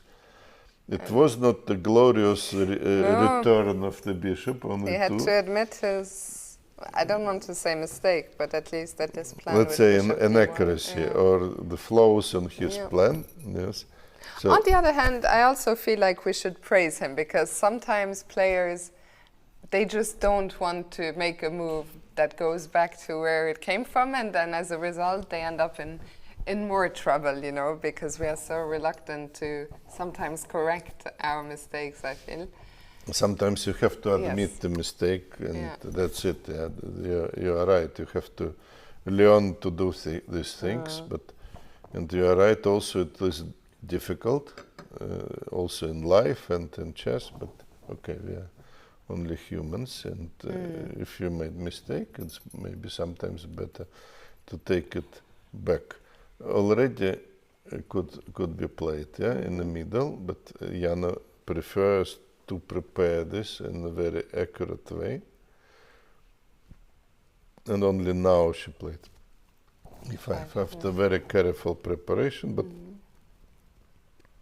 I think the main point here that she is not afraid of the move e5 because of d4. So that's why she was waiting for white to play queen f2. Because I'm curious. Very nice, actually. Nice logic, but I'm curious in all these cases because computer says that it was possible to play e5. So I'm just curious what would he do here after e5. He means that it is not dangerous change of the structure. It's not nothing concrete, but we can understand also the logic of Jana. Of Nara. I'm sorry, it was Nara. Easy to confuse. Yes. Power girls. The two power girls in the NFA Cup, yes. So Nara was preparing it. She doesn't want maybe to close the position so much, so she went for this, and white was forced to take on e5 because f5 is not working. Taking a pawn, and now black took already, took with a knight, which makes sense. Obviously, that's why she put the queen, bishop on this diagonal, sorry. Everything is perfect. Okay, very nice chess. Yeah, I like the way Nara has been playing. How would you assess this? I would say a very classical game. She knows what she is doing. She has a very clear concept where to put pieces. She puts pieces on good positions. She plays in the center. So very classical chess. Okay. I think it's not surprisingly that Alexander is suffering. It's not easy to play against classical chess. It's only move 15. I feel like today we're going to be very busy when it comes, in an hour or so, when it comes to the time trouble, because fortunately we would have some support from our guests. We will have Klaus Bishop, and we will have Pavel Ilyanov a little bit later, so they can help us to react. Keep an eye on everything. Keep an eye on complications. For now, let's go to the big Greek, Giorgi Souleidis. I see some of his fans have arrived in the chat on Twitch. Jojo was curious, how is he doing against Hussain Besou?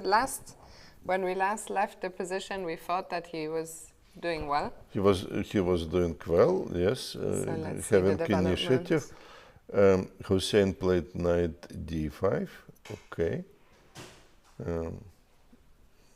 Okay, reasonable move, which prompted some reaction. Knight c4. Okay, so there's an alternative to more natural way, to the more natural route to e4. Yeah, I thought that's where the knight was most likely heading. Yes, that looks a little bit more aggressive, actually. Maybe he was not sure because of some possibilities on this tactical level. So that would be alternative game. Yeah? And we have to see if these elements are dangerous. From very reasonable move like this, we can prevent knight b4. Yeah? Very reasonable move, and black may try to do something. Don't know. Yeah, a5 is suggested by computer. And white still keeps a nice. Maybe he just keeping some ideas behind, but I would still prefer the central play of white. I can understand that it is easier. But okay, Giorgios, he had a different plan, or he found a different plan. He puts the knight on c4. Black went queen c7 and bishop b2. Okay, that gives a little bit more time for Hussein to finish the development. And I would actually, myself, I would prefer to put the bishop on h6 and to keep the structure. I agree. I mean, with the last two moves, knight c4 and bishop b2, I feel like both pieces went to the different side of the board where I was expecting them to go. Yes, an unexpected direction for the pieces, and less dangerous for black. Not so close to the king as in the other variation. So black played b6. Okay, could even consider the moves like b5, obviously, but then knight will come. Yeah? So that would be the position. Okay, also possible now. In the game, Hussein played b6. Actually, they are both in about the same time now. Also here, we're only on move 16. Move 17 now, with the knight jumping into the center. Yes, it took time because of maybe the choice, because of such a rich choice in the position. And it's not easy to decide between good-looking plans, and that's what happened. Last move, black took on e5, which makes sense to me. Again, we had the feeling that white did not make the most from the situation. Okay, we will come back here. This game, I would say that since we last saw it, the developments have clearly been in Hussein's favor. Maybe we can check this very exciting game between Arthur de Winter and the top seed, Venkataraman. That's the one. Thank you, Arthur. It's very simple name, Venkataraman. Yes. but probably my pronunciation. You're convincing me, at least. So let's see, where did we leave it off? We left actually shortly before. I think we saw the move d5, and we saw the move bishop g2, and here we were wondering what would be reaction. Reaction was b4, not what we considered actually. Yeah, white took, bishop takes b4. But it is possible move, and black develops the pieces, but white reacts in a very, very principled way, and here black is not taking anything. Let us check what would be. If we take and take a pawn. So what is it? Not immediately. Not clear. Not immediately clear. What would be the move of white? I mean, I would probably be tempted by a move like bishop a3, just to prevent. Okay, that's one possibility. Again, what I see the engine move. I don't think it would be my first choice. No, engine move is something like this, coming to a5, very, very tough. Anyway, it was not happening in the game, because black decides not to take on c3, not to take a pawn, and just castle. Maybe wise decision. We will see it soon. So now white continues, and he continues with also a little bit abstract move, rook to d1. This game has not been easy to That's nightmare for the Fully, commentators. Yes, nightmare for commentators, because difficult to understand what is going on. Let us consider the typical move which was in the air all the time, g4, g5. So what is going on here? Bishop takes c3, pawn takes c3, knight takes e4. Looks like the reasonable continuation, because if black would introduce this move, we can take with bishop. I was also curious if, when black captured on c3, what would happen if we take on... He can take on d4, yes, yes, and coming backwards to defend the king. So white should take, and knight takes e4. And what is going on here? Very, very good question. It does make sense to take the knight and take on h6 now? Definitely, it does make sense. And also the moves like rook b1, hitting b7 does make sense, because bishop doesn't have a good square. Here we can harass him even more. So that's actually nice fish and souk. That's actually very important. It could be a very important motive. That's what maybe was in a way underestimated, but not by black player, because he was not taking on c3 at all. Yeah, he wanted to keep this line closed. The move rook d1 is slightly more abstract. It's not a bad move itself, but not using maybe some possibilities connected with this g5 move.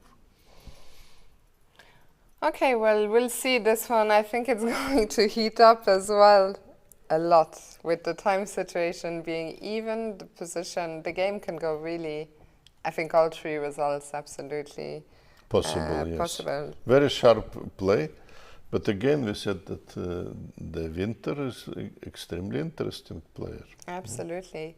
So we are going to take a quick break now, and we will be back very soon with the remaining games we haven't seen from the NFA Cup and all the rest from the A group. So don't go anywhere, we will see you soon.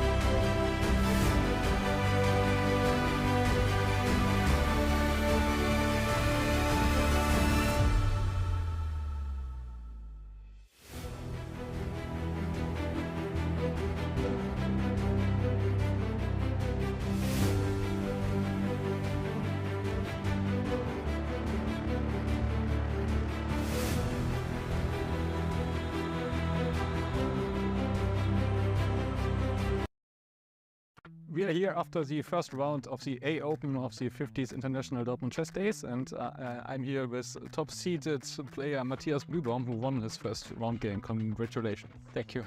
How was it feeling to play on the stage? Are you still a bit nervous when you play on stage like that? I mean, I played on the stage last year already, so I wasn't too nervous, but of course, like the first round, you're always a bit nervous because you never know how it's going, and so, yeah. And which was your last tournament before Dortmund? I played in the French league. It was like 2.5 weeks ago, maybe. Okay. So about a fresh tournament, a new tournament, and how was the game going for you? You had the right pieces today? Yeah, I think I was better out of the opening. I mean, of course, my opponent and I didn't have any time to prepare because the pairings are made like a few minutes before the start of the round. So I just played what I usually play in the opening, and I think I got an edge. But at some point, there wasn't really much, and I was a bit worried that he might hold a draw. But okay, somehow I managed to trick him when he was in time trouble. Okay. I remember the opening because I remember that you played last year a Blitz game, and you also played against the Nimzo Indian this Bishop D2. Yeah, in Blitz and Rapid, I basically always play this Bishop D2, but in Classical, I can't play too much because opponents can prepare. But today I thought, okay, I can give it a try. What's the idea of the opening of this Bishop D2? Because it's the main line. It's just a very solid line. I mean, obviously, the one idea is that you can take back on C3 with the bishop, as stupid as it looks. And I mean, it looks very harmless for white, but I mean, sometimes the positions are not so easy to play for black. So you want to get the bishop pair and... Yeah, of course, like Nimzo Indian, you always want to get the bishop pair, but like... Without getting the double pawn. Exactly. So I think we don't have to go through all the 60 moves, but maybe you can just explain which were the... Yeah, he played this bishop D6, which is a very rare move, I think, and knight D5 is obviously the main choice, and then C5, it's not such a bad line for black actually, but basically nobody plays it, takes, bishop C3, and I think he's supposed to go D4 here, but maybe I misremembered. There were some crazy lines with D4, knight F takes D4, and some madness like takes queen D4, bishop E7, I think, queen D8, bishop D8, and then bishop B4, and you get the rook on F8, and C8 is hanging. Bishop is hanging. Exactly, that's the point. So you get the rook on F8, and you have like rook against two pieces, but you also have two pawns. It's basically unclear position, I think. Your grandmasters so much stuff. So he went bishop E6, which looks normal to my eyes. Of course, it looks normal. Yeah, I mean, so I thought I have to take on F6 and C5. It's like has to be the main point of the position. So queen A5 check looks very natural. Won one pawn, but black. But he gets one pawn back. Yeah, back on. But his queen on A2 is a bit misplaced. Maybe here I should find something better than knight C3, knight D1. I'm not sure. It's not so easy to find something. I didn't. Because, I mean, here, like, the idea is rook A5, queen B1, bishop D3 is winning the queen if he doesn't do anything special. But, of course, he played A5 to prevent rook A5. And, yeah, here just didn't find anything special. So, but you thought you had a little edge, you said, because of this isolated pawn. I mean, I can never be worse as white, of course, but obviously I want to win the first game. So, I mean, little edge is nice, but of course you still have to win the game. So, okay, at some point I just thought, okay, let's play bishop E2 and castle. Knight D7, rook B5, and he's just in time with rook C8 to get the queen out, because now he gets like knight D4, queen C1, so he's just in time to get it out. Yeah, and I think after queen C1 I had to go for this endgame, which is a bit better. And okay, he played rook B8. Obviously, it's also possible to take on D4 and play knight F6, which is also like very, very safe, or basically solid for black. I mean, probably I have to go bishop F3, and maybe he goes king F8, and I can take everything on D5, and rook B8, rook A5, rook B2, and I think it should be a draw. Okay, we end in a rook endgame. Yeah, so I mean, that's just one where you are a pawn up, but it should be a technical draw. But so, I think also many games will be... Yeah, of course. I mean, the d-pawn is probably even better than the a-pawn because you can bring your king to the d-pawn and protect it. Okay, so no fun for black, so he went for something else. Exactly. Rook B8. What was his mistake? That he is landing in some endgames with a pawn down? Yeah, I mean, he was always out of the opening. Okay, so the opening choice was not that great. I guess, yeah. At least I'm always slightly better. And okay, rook B8, and I played this knight D5, which I was regretting a lot after I played it. Because here maybe he can just play bishop D4, and maybe it's just a draw. I have to take back on D4, because otherwise my knight on D5 is dropping. Okay, yeah. And rook B5, bishop B5. Bishop D5, bishop D7, and this might just be a draw, to be honest. King F8 and the king comes to D6, and if I don't find some special way to break through, it's probably just a fortress. That looks more solid than the rook endgame. Yeah, exactly. I mean, like here, if there's no way to break through, he can't even do anything wrong. It's just a dead draw immediately. So, I mean, I guess it's just a draw. So I was very happy when he didn't play this. Okay, that was a chance for him to. Yeah, exactly. Maybe because he played this and then rook b2 and I played g3 and okay, I win this a5 pawn and then I have 4 against 3 and I can basically play forever. Okay, because both pieces are hanging and exactly. Then you were pawn up. And these endgames, you just win against lower rated players, or I mean, it's just so much more fun to play as white, and it's not like there's a very straightforward black with way for black to make a draw, so it's always unpleasant to defend. And of course, if you're a stronger player, you have good chances to win, I guess, usually. Okay. But still, I mean, of course, yeah, I had to win somehow. But also he was in deep time trouble here, so I just played some moves to try and trick him.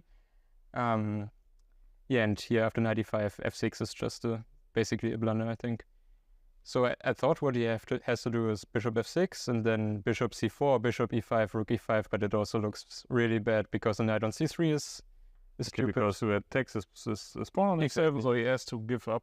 Yeah, I thought maybe this and rook d7, but the knight is bad, and even if the knight is good, I mean, like this 4 against 3 with bishop against knight, I will play forever. So I wasn't too unhappy anymore. And his mistake? Yeah, he played f6 in time trouble, so bishop c4 check. Both pieces are hanging, you have to give the check. Yeah, king g7, and then I have rook a7. Maybe he blundered that. Like maybe he thought I have to move the knight, but after rook a7 he cannot take on e5 because I take on e7 and also win the e5 pawn, like king f6, rook e6 check, king f5 and g4 check, just to be in g4 and rook e5. Okay, I think it's just money. Yeah. And also in the game he was losing another pawn, yeah? Exactly. He played king f8, but now knight c6 and... Sorry? Yeah. And that's too much. Yeah. King f8. Yeah, king f8 and knight c6, and I think that's basically the end of the game because, I mean, I have a choice if I want to take on h7 or want to take the pawn on f6. Maybe something else is technically faster, but I think it's always just completely winning with 2 connected passed pawns up. I mean, not passed, but very solid win. I mean, okay, Black had maybe some chunks to draw it, but that's normal in chess. Yeah. I mean, all in all, I guess it was a decent game, even though I might have blundered into this drawn bishop endgame. So if that is a draw, of course, it's not great, but yeah. So tomorrow with Black, we think again on board 1. What's your goal for the tournament? I mean, I want to play well, and I mean, I'm the top seed, so if I want to play well, I obviously have to play for first place. That's basically just by definition, so of course that's the goal, but like the pairings, I wanted to hear. Yeah, but okay, like with this accelerated Swiss, the pairings are quite strong, so I actually don't know who I will get tomorrow, like from strength-wise, so it probably won't be easy. Okay. Thank you. Thanks a lot, Matthias, for taking the time, and good luck tomorrow. Sure, thanks.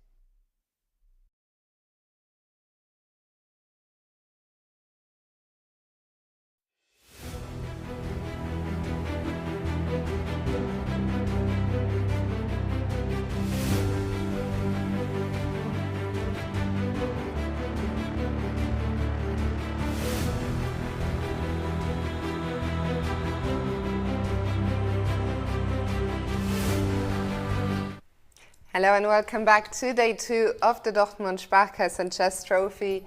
And we're delighted to be joined once again by Grandmaster Klaus Bischof. Klaus, before we jump into the game, tell us a bit, how is it going on D2, on day 2? On day 2, no, everything is nice again. We have lots of interesting games, and I just recommended Artur to have a look at a game, Bala against Safali, and I think White is the clear underdog, but still there's enormous danger for Black in this position. Doing well, and actually it was very original idea from White side to give up the knight on a4 and to compromise his position, but it looks like it makes sense because here we have this pawn on d5, which could be taken with bishop. Yeah, imagine the bishop comes to b3. Yes. And cements the whole position. Yeah. Then it makes a lot of sense. Yeah. On the other hand, this knight on e8 is not a piece yet.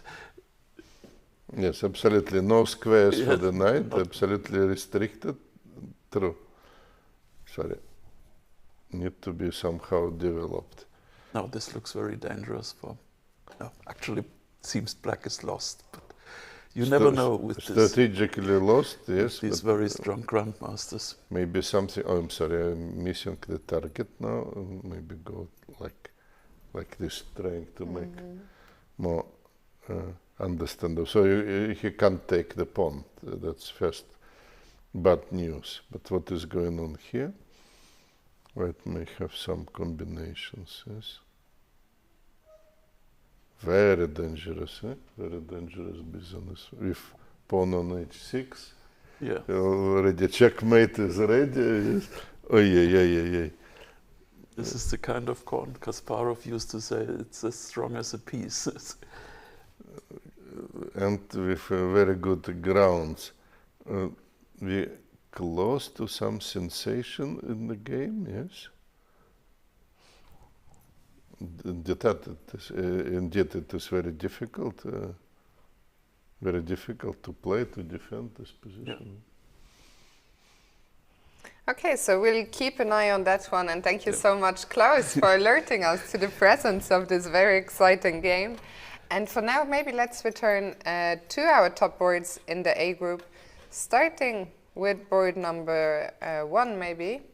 Or maybe number 2. Maybe we can start with Donchenko. We will come to this. Okay, let's start with board 1. Move from 1 to 2. And here we have some development of the very complicated position. A development what we, or I did not predict, that White here played the move h4. Very creative, yes? Trying to prevent g5. Yeah. Very creative move.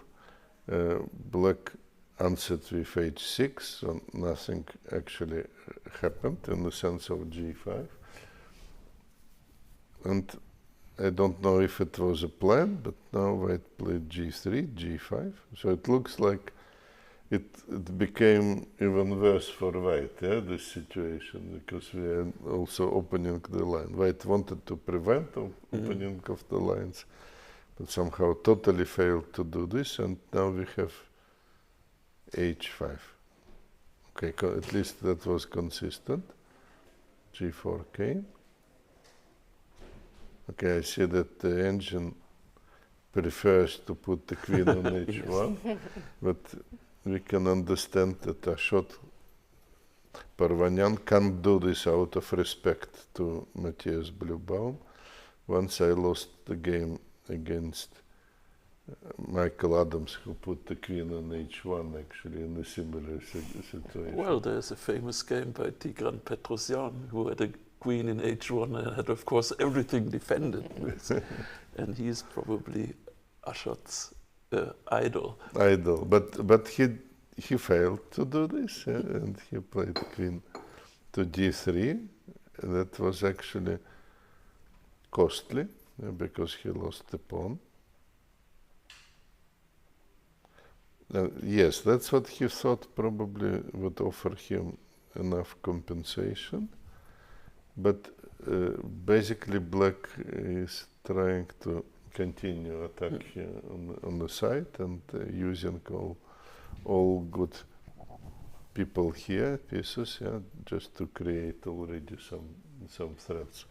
So it looks very good for Grandmaster, especially also convincing time management of Bluebaum, who has enough time, and opponent is close to the serious time trouble.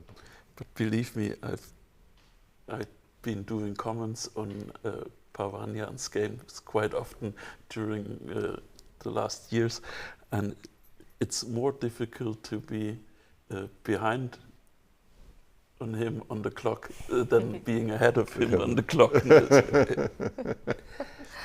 Okay, so it requires a special effort. Did he?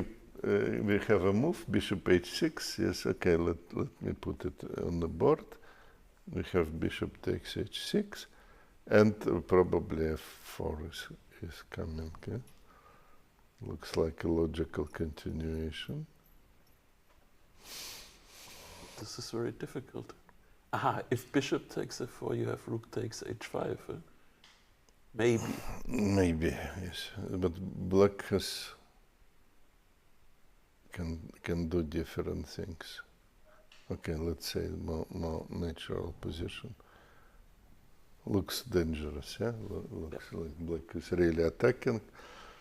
Yeah, that's a very dangerous development, and Bluebaum is very clear favorite in the game. Yeah? No, I like this game a lot, especially in the opening. Normally it's white who chooses to go on heterogene castle, but in this case it was Blübaum who castled queenside after white had castled kingside, and seems to be right. His g5 business was far quicker, while still does not have an aggressive move on the queenside. So far he's, I think white already forgot about this option as attacking on the queen side, totally, and concentrates on defense. Yeah. Yes. Where do you think it went wrong for white? Do you think starting with this h4 idea, or? No, okay, we saw this moment. It was already... to demand the person to play queen h1 is too much. Yeah? If all the strategy... That's what the ending suggested. Yes, she said that if you go like this, you should play queen h1. No, but h4 was a risky move. H4 was a risky move, and it was not paid off actually. He wanted to prevent g5, but of course he couldn't prevent it anyway. He couldn't prevent it, yes. Okay, so Matthias Blübaum on board one, looking in a very good position right now. Both on the board, on the clock, and I think we have the similar situation on board 2, so we can go there. Alexander Donchenko we saw earlier, and maybe we can just very quickly show for our viewers who might have just joined us. In fact, the only new move for us was king h1, because we came actually in analysis to this position already. Yeah.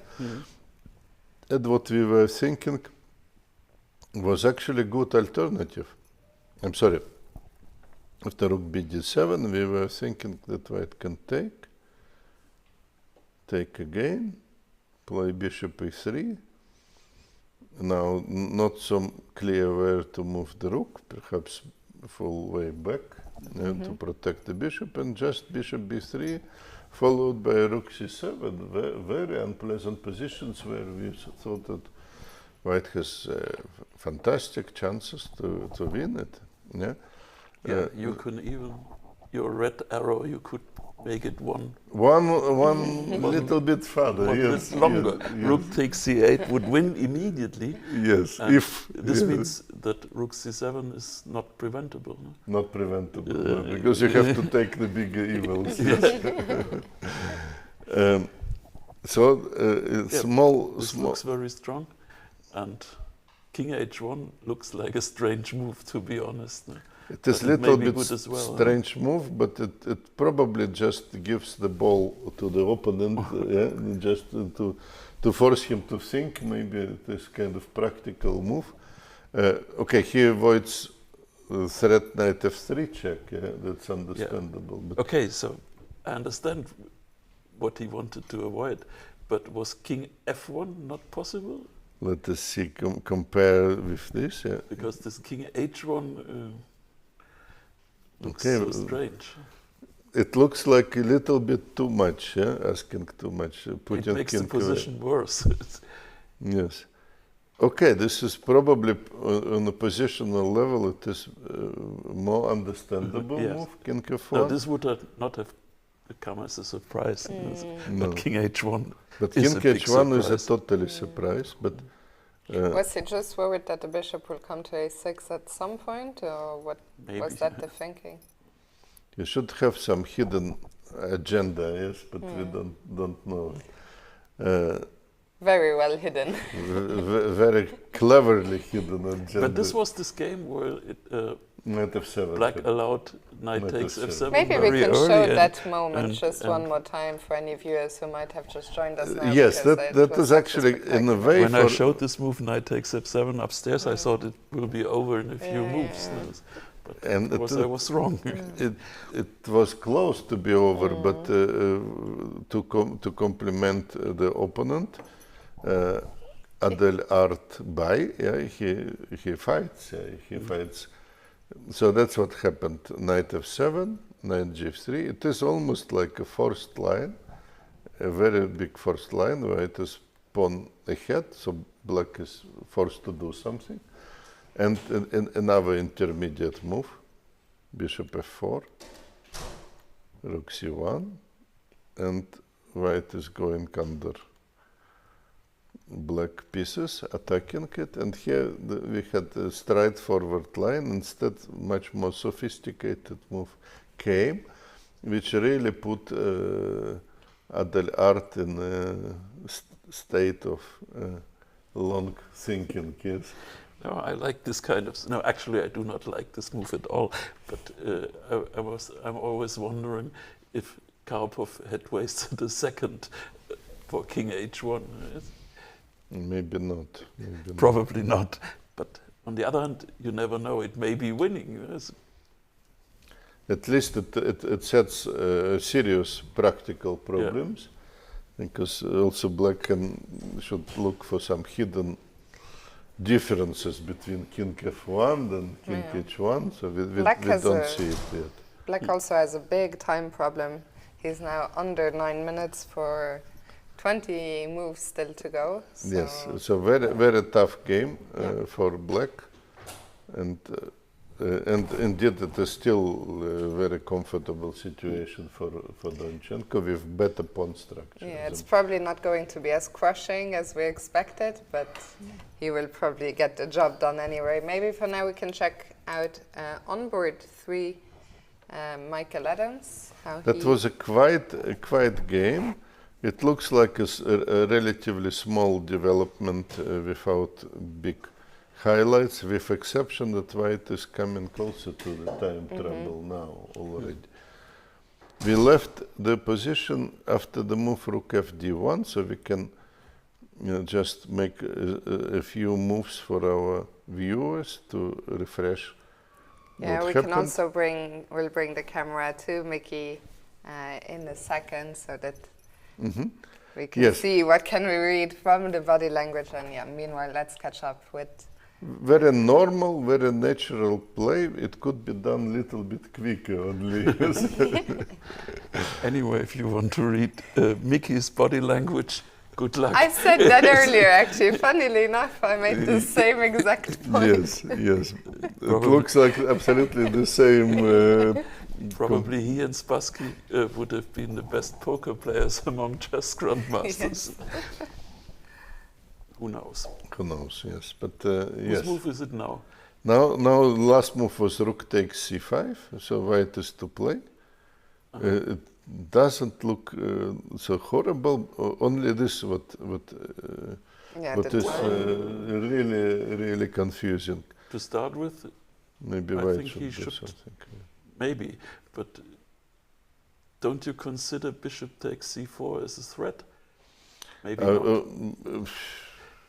But if I have some squares, it's knight d4 is also a threat, threatening knight c6. Yes. So okay, we can let's see what will happen. Now something like knight e5. Yeah. Of course, this is one option for black, but okay. Usually we also have some counterplay, so it's not. What I want to say, this is not the position. What makes me a little bit critical of white situation, but this time on the clock mainly, because you have to. Position is still okay, but you have to live under the pressure. Yeah. So what played was played? No, not yet. No, nothing yet. So nothing yet was played. So I suggest that we also come back to this one. We had a request on in the YouTube chat to check out board 4. So let's quickly go back to Ruslan's game against Harikrishna, which was one of the more interesting games of this round. That was really funny. Yeah, black played this bishop f4, a huge move. Yeah, the last move I saw. Yeah. Now white found rook d1, okay, takes a tempo. Black goes unexpectedly to a5. probably wants to come to the king side with devastating effect, but white found kind of only moves like rook d4, so queen g5. So here we are with some reasonable time spent with both players for such a complicated situation, but still there is some time to think. So what is going on? At some moment white should take, yes, on e4. So yes, probably. Probably you have to do something because queen g2 may be a strong threat, no? Yes, definitely. You win the pawn back and probably more. Yeah? Also, I don't see much against this. I have to say. So we have to do something. So let's take on e4. Black maybe takes on, unless we can find some genius move. But okay, something like this can happen. Always queen g2 is coming. Okay?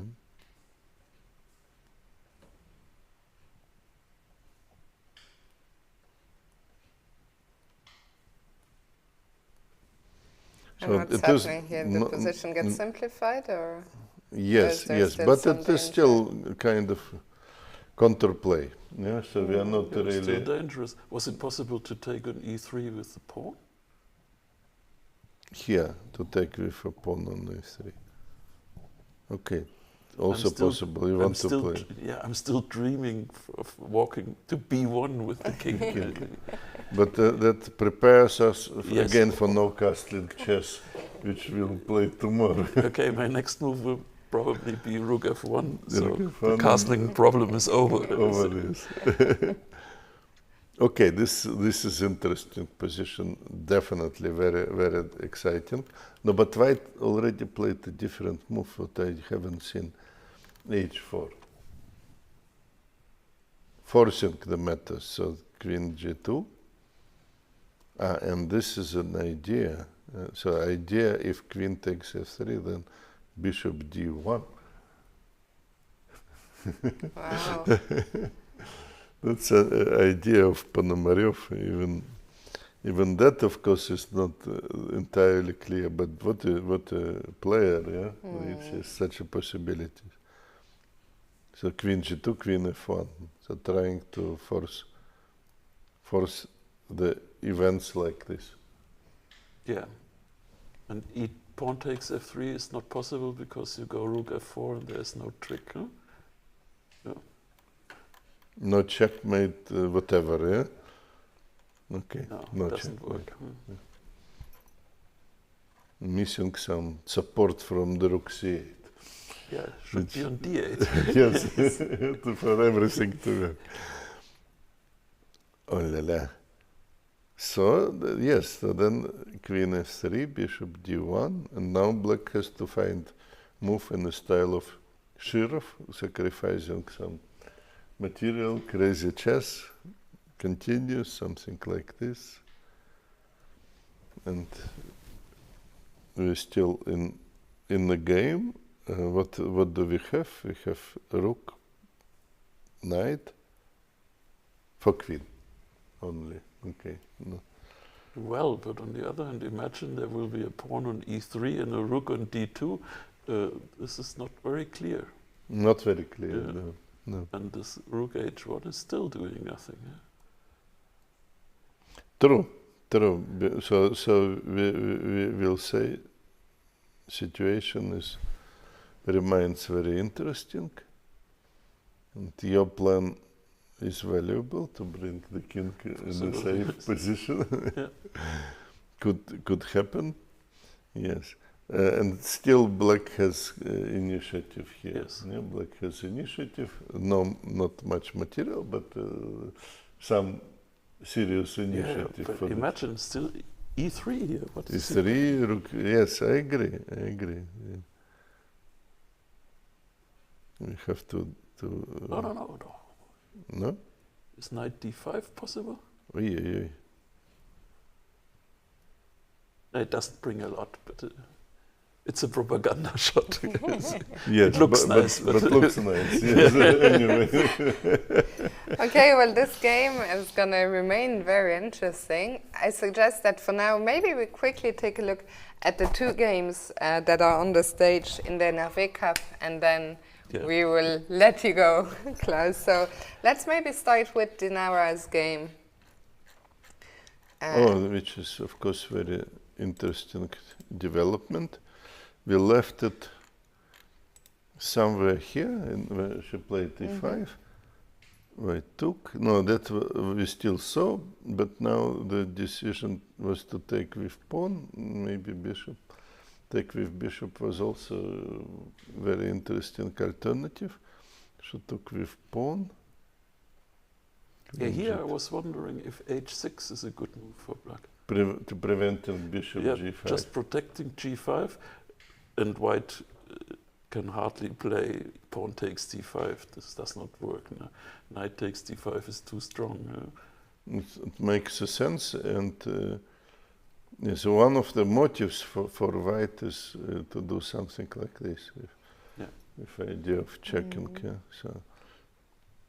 So that is one of the motives, and if d4, we still have g5 square, I guess. Just in principle. Even here, because of check and queen h3, I was hoping that it works. It looks like checkmating construction to me. It's a very nice finish, actually. And okay, something like this. Wonderfully played. Yes. But okay, she played d4 immediately, which allows white to do something, and white took on f8. Not the dream move, but okay. And bishop f2. Okay, that's slightly worse, for white, because too passive. Again, in this moment, there was still possibility to maybe to go to g5. Or take first, even take, and now go to g5. Okay, that was maybe more natural variation. Difficult to say, but the position of the game now is quite interesting, because white has really improved this bad bishop e2 a lot. Okay, the other bishop is not so nicely placed, but that was a kind of a key moment, actually. Yes, why? Because black could do the same with her bishop, preventing bishop g4. So that she could, and maybe she should. Maybe she should. On the other hand, she didn't want to allow knight c4. Yes. So that's what she prevented, but maybe the wrong move. c4 happened. Okay. a6. Bishop g4. Knight c6. Okay, that's what happened. A check. a3. Okay, white at least trying some improvement of the position. We have just one more move here. Knight d8 was played by Dinara. Knight d8. Okay, no, there were some other options. We should say it. Something like queen e7. Knight d8. Bishop d5 probably. Looks very natural. Yes. So not so bad development for white, because what you said, improving the position of the bishop. Yes. And even this bishop in f2, now g4 and bishop g3 is in the air. Now I would prefer to be white. Okay, it looked better before. But it looked better for Dinara before, I agree too. So it looks like white made certain progress. With his position. Speaking of making progress, the last time we checked Giorgi's game against Hussein had made some progress as well. Let's see how that game has developed. How it is continuous, yes. Okay, we left the game in the moment where black took on a5. It was not clear I thought white wanted to take with knight, but white took with pawn, so that was kind of surprise. Queen g3 happened, rook fd8, and white starts now rolling on the king side, h4, a5, so black is not very much impressed, h5. Now black is impressed.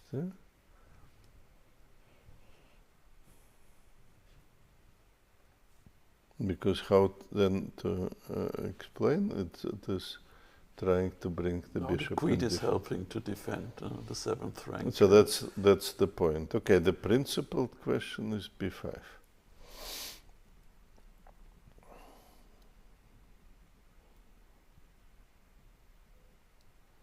Here you have to calculate all sharp moves, yes? But okay. Let us see, let us see it. Let us see it. Black takes.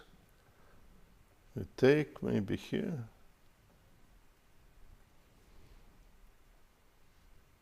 Do we see checkmate? Maybe not. Maybe we have escape route and everything is fine for black. Anyway, that was really asking what white is doing. Please show me your cards. Black decides to defend. On the other hand, instead of sacrificing a pawn, sacrificing a piece, he could have played knight d6, only sacrificing a pawn. Yes, so you have to calculate different options. But okay, that here white is not under the pressure. So he took, black took with f pawn. Positionally questionable, because e6 now we marked it. But on the other hand, maybe black doesn't want to open H file. I don't know what he was afraid, or maybe he wants to counterplay of F file. But okay, maybe it's small concession. Still, there is no answer to the big question of this game. When I saw this move, bishop c1, b2, this came to me as a complete surprise. And I said, well, if he will mate him in g7 or h8, this was a wonderful move. If not, the bishop is still misplaced. It started with this knight c4 move, but we thought knight should go to e4 and bishop to h6. Yes, something like this. And here knight went on c4 and bishop on b2, but maybe there is some hidden options here in the position. Maybe knight goes to d6 at some moment. Yeah, there was one more move here, rook fe1 has been played. fe1. Yeah, and Hussein is... Oh, Hussein has also made a move. What did he... And he played bishop... A little bit under time pressure, both. Bishop g7. Bishop g7 happened, okay. We put it on the board.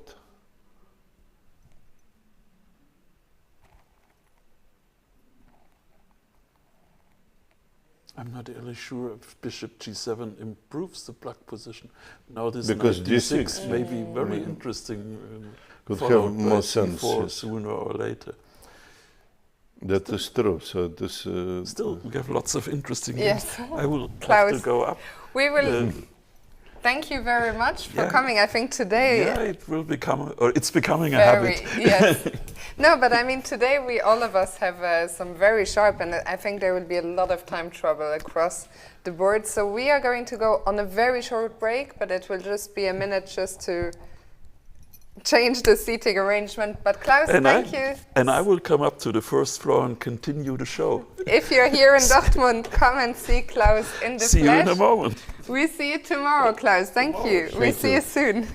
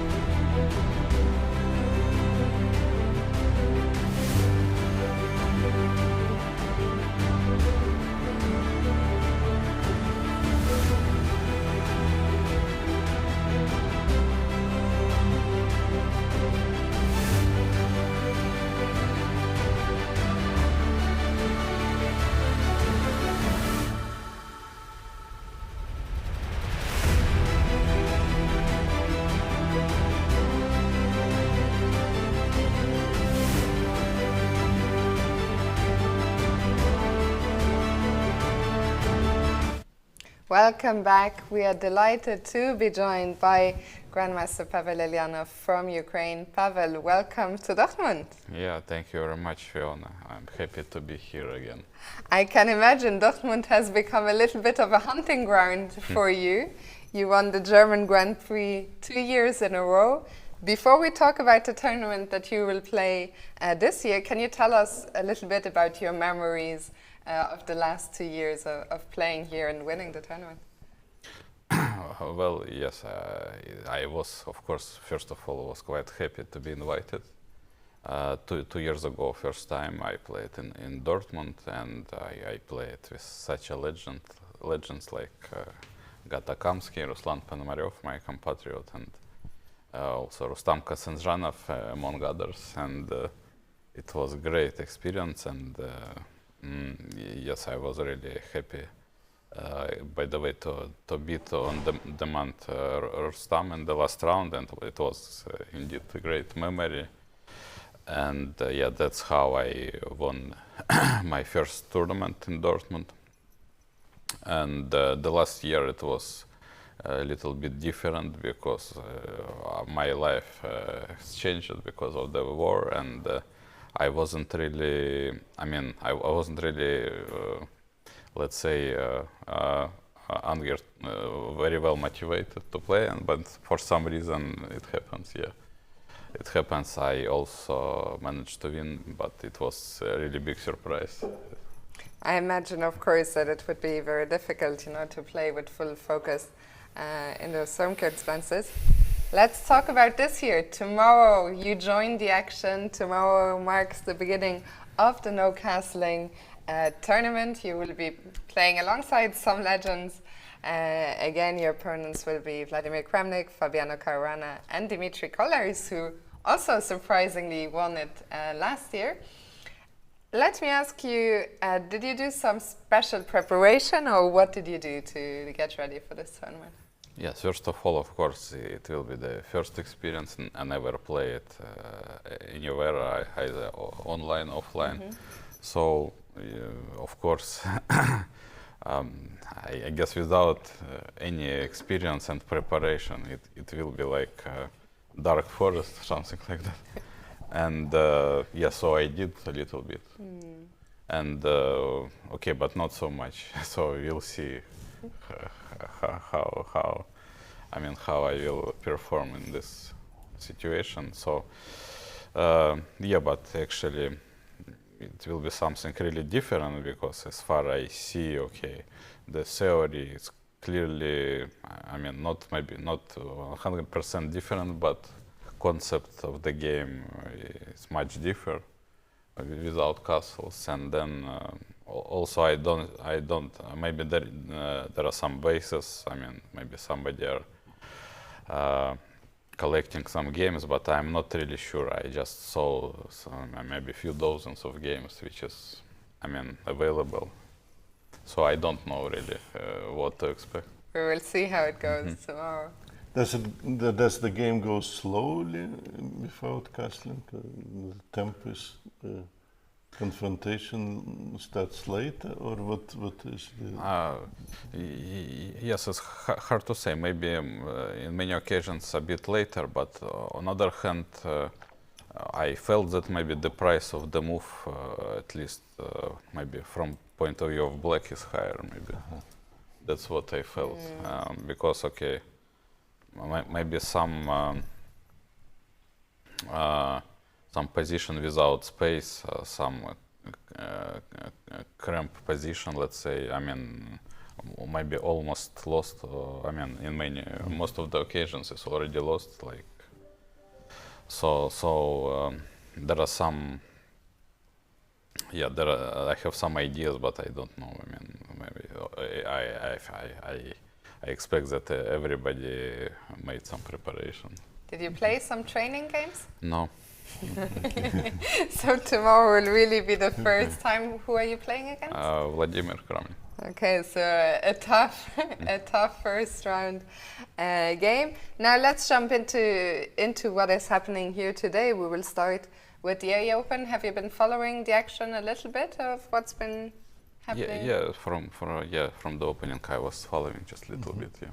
So this maybe Matthias game was interesting, but now he got clearly got initiative and even could be kind of danger for white king. Last moves what we saw was before this moment. Yes, and now black played rook d to f8, hitting also f2, took and rook f7, and white is already in a very tough situation, just under attack.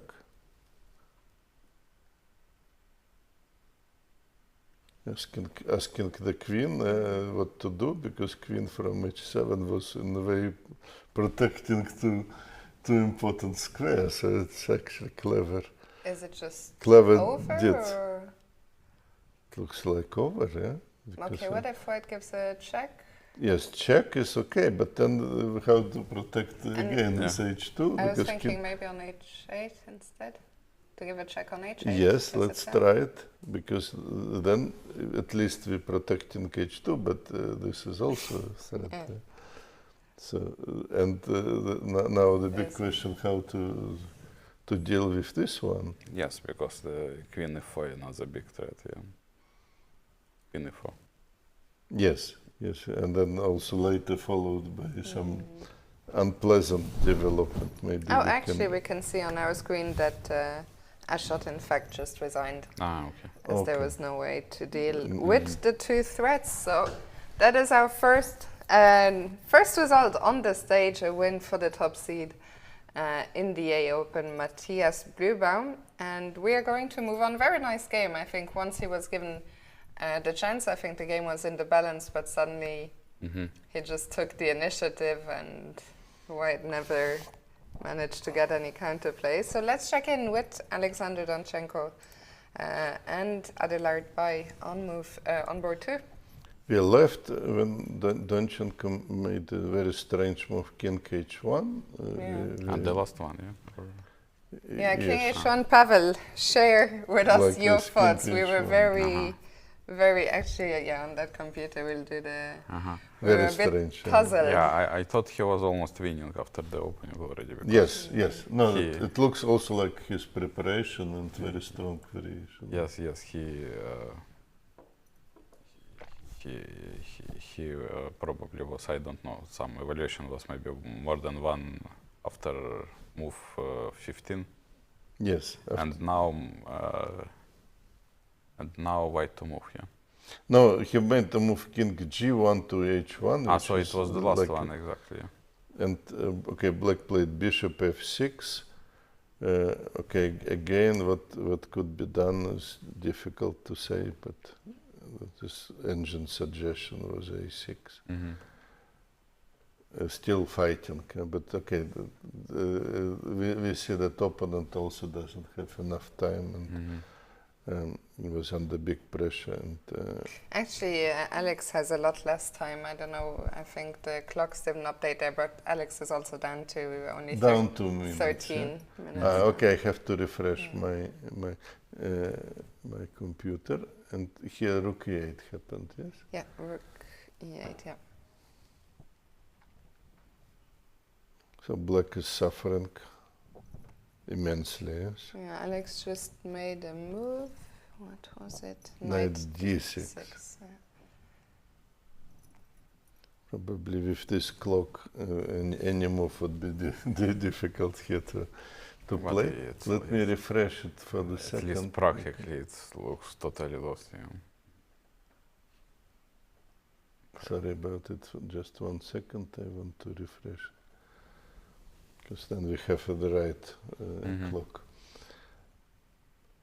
Difficult to defend, but also to win you need to find some kind of concrete variation. You cannot put the pressure for all time. You need to solve the situation at some point. Yes. At some point you have to calculate. Some blow. Do you think there's already a blow here or not yet? He actually made the move, yeah, but... It seems like there is some blow because... no, Rook F8 was not played. I made it for... No, Rook F8 was played. Was played, yeah. No, okay, was played now. Okay, good. Rook F8, and now White is thinking, okay, White is thinking. Yeah, the problem was maybe knight C8, not really good. So the simplest solution, yeah, Rook C7. Rook C7, yeah. Okay. Because otherwise you can then take, okay. Black is holding probably. So knight C8 is the most simplest solution, yeah. That's why he played knight D6. The simplest solution doesn't work, but... he actually played bishop A2 now. A2, yeah. Yes, maybe clever. I wanted to say that, White has some options where to remove the bishop, so bishop on A2. Of course. Maybe now we may have the threat to take, yeah? Still, yes, bishop is very active, so... Looks like Alex is on his way, I think, to taking the win here. So maybe we can move on to board 3, Mines against Adams. Where the first thing I see is only 3 minutes for White. And now let's look at the position. Shall we quickly catch up from where we came from? Yes. We were thinking about possibility to take on C4 for White. Suggestion was to take with pawn, but White decided to simplify the position. And in fact, it's Black who probably profited from exchange because Rook on C5 was taking place from the knight. So now Mickey has some initiative. Knight B5, Rook D1. And the last move was Bishop C6, maybe some protective. Actually, we had a bunch more moves. After Bishop C6, King F8 was played. Queen D6 check. Queen D6, I can say like so, yes, and the valuation is jumped. But in any case, what I wanted to say, so Mickey in his element, I guess, and I believe it will be... He will win he will convert even, even he is also just go King E7. He has much more time, yes. Much more time, yes, and a good position. So the favorite here probably wins again. The point probably that we can take on B6 because of King C7, double attack. So I guess knight A7, only defense. Yes, but then of course it puts White in this somehow awkward. Doesn't look great. Awkward situation. But just holding in the moment, Bishop B5. Okay, I mean, it doesn't look good at all. So. No, because long term it's still a very bad bishop. I don't see knight E4, knight C3, simply what to do. I think it would be difficult even for White to make these 40 moves, I guess. 13 more moves to go. On the next board, we have your countryman, Ruslan Ponomaryov, who's been playing. It was a very exciting game. I guess you maybe paid special attention to this one. What were your thoughts? Okay, I saw from the opening indeed, I mean, I would say it was a little bit dangerous for Ruslan, I guess. Okay. Is there any, maybe on this live board, is there any moment you have in mind? I saw some evaluations, yes, so Bishop F3 was position like this. Probably Bishop F3 was a mistake because, okay, here at least White has very big strategical advantage, okay, because with Bishop on C6, okay, it's clear that you have long-term compensation. And then here, okay, it's about dynamic more because. So just to keep okay, Black has many options, Queen C7 maybe, or it's just very good position from point of view of long-term play. But after bishop f3, okay, it's more about dynamic, because also in the long term, two bishops are very strong, and besides one extra pawn, okay, it's quite a big advantage. And but of course, black has initiative still. Yes, he made a beautiful move here, so that, just to stress this. Okay, from practical point of view, it's still absolutely unclear, in my opinion. I like the move of Ruslan here, because I haven't seen it, just intermediate move. h4, yeah.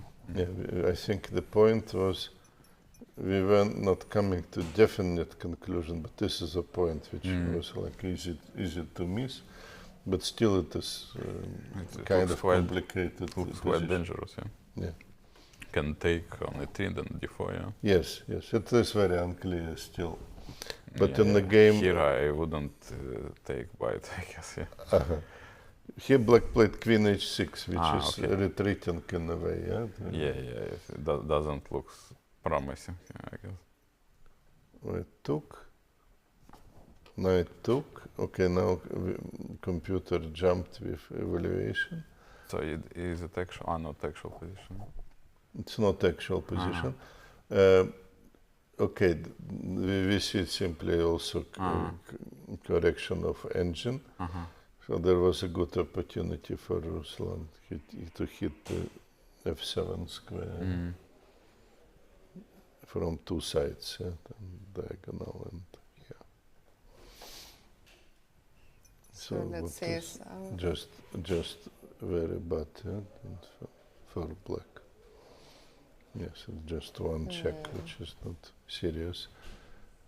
But he took on f7, so maybe he saw some continuation, and so just a different way around, but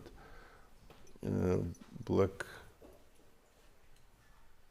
difficult to defend anyway, because maybe we should run away. Then we can take it. Yes, I think this is very human. What you see the situation that gives you advantage without much control. It looks good for white, yeah. Very good for white. So of course maybe the other way is even better for white, but here looks like he's winning. He took. This computer doesn't. According to engine, it's inaccurate. Yeah, but what, h5? H5, he said.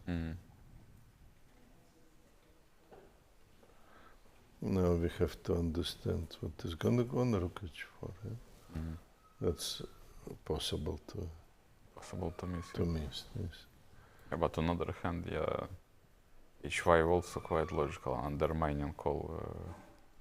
e4, yeah, in that sense, yeah. And undermining call connections. Yes, because it was old saying that the threat is stronger than the execution, so that's keeping the threat, and you can take it in more convenient moment simply, or to take on e4. So I don't know what was, let's say we tried to have some square, but take, I guess, and something like rook g1, maybe. Yeah. Oh, it's inaccurate also, I guess. Yeah. Said also rook h4. Also this. To hit, to throw the knight away. Yeah, and then we have simply two pawns. Then it's just technical, yeah. But so it's still a little bit tricky position, yeah. So it's because it's not clarified to the 100%. Yeah, the knight is so still. Yes, the problem is queen is keeping an eye on g2, yeah, and there is some tension because of that, yeah. Yes. Okay. We have just another pair of moves here: king f1 and rook e7. It looks logical, yeah, from both sides, yeah. Black is ready to probably yes, but the best, yeah. Best moves, yeah. So we expect maybe h5 now, because we need to get some safety here on the king side, at least little bit.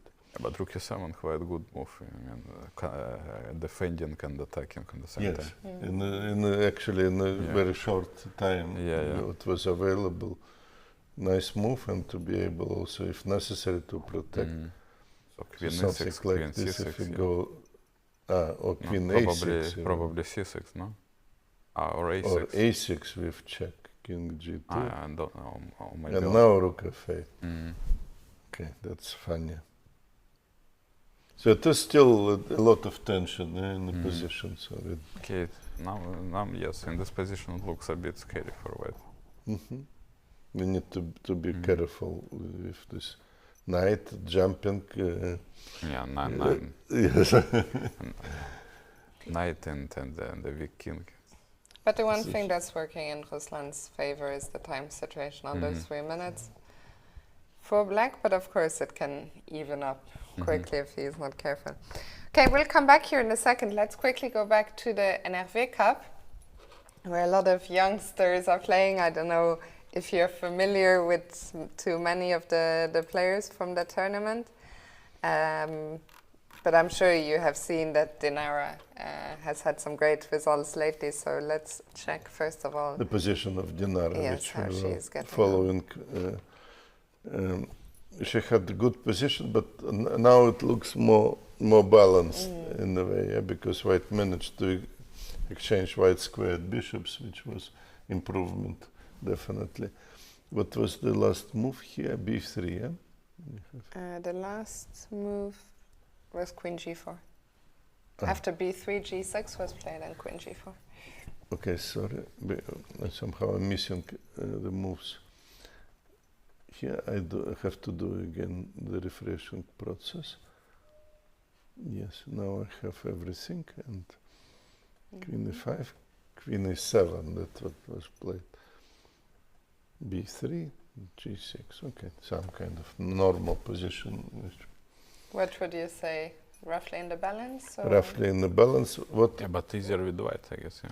Because of a4. Because of a4. Yeah, the structure is good. White has some potential, yes, how to improve position, but for black it's not that easy to say how.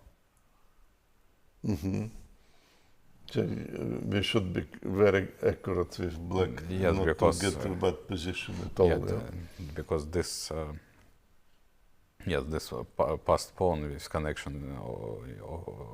with c4 square could be quite a dangerous combination, I guess. So probably black has to be really careful because of a4 possibility. So knight g5, yeah. Okay, knight g5, it's not obvious. I don't really know what is the big point behind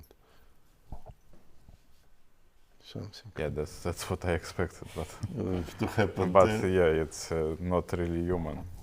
No, it is not human. Having 5 minutes. Yes, it is from tricky engine, of course. Yes, but otherwise we have tendency to say that white has some more clear ideas. Actually, white so king g7, yeah, the next to g4 with queen. And to h3, yeah. To keep the control. The queen went to h3. Yeah, because king g7, this is what I expected, and then h5. Sorry, so after what's your last move you have? Yeah, queen g4, king g7. King. Queen g4, king g7, exactly, and then A4. Something happened. a4. Okay, we guessed correctly that it happens, and black played h5. Queen h3. Yeah. And queen h3. Queen h3 is not strange. So, not such an obvious way to. And we wait for Nara now to find something. So engine also confirming that queen h3 is inaccurate. Yeah. Okay, what engine wants to do is, of course, requires certain calculations. Yeah, because yes, indeed, I wanted to add that c4 now looks. It looks better for some also concrete reasons. Something like knight is hitting already the pawn. Yeah, Queen actually misplaced indeed on it. Would you pick black now? Do you think the evaluation of the position is really a matter of whether she can find c4 or not? Good question. Yes, at the moment c4 looks like yes, indeed, very big move. Let's say because okay, our structure will be drastically improved, of course, and then the number of pawns in momentum, it's not really important because okay, all white pawns will be very big.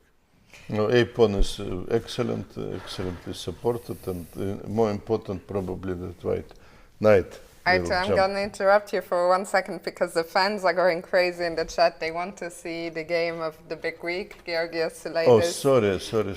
He's a big YouTuber in Germany and streamer, so he has a lot of fans, and he's playing this 12-year-old prodigy, Hussain Besou. And there were a lot of things happening here in the game. We left it at the moment where I think Hussein failed to find the right position for his pieces, and this bishop g7 looks like not the best move. Queen g4 was played, queen e7, so white sees the initiative. Now rook d1 was played, maybe some other options to improve the position could be considered. Queen e7, rook a d1, and now b5, the move what was possible for a while, and now was played. Knight goes to d6.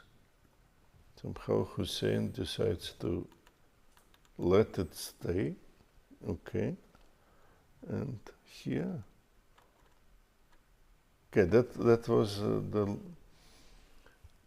dream concept of white player. We were criticizing Giorgios for putting the knight on c4, bishop on b2, but now it's paid off. Suddenly. Certainly now it makes all perfect sense, that what he was doing, and so it can be seen as a triumph, strategical triumph of him. Let us see what was going on.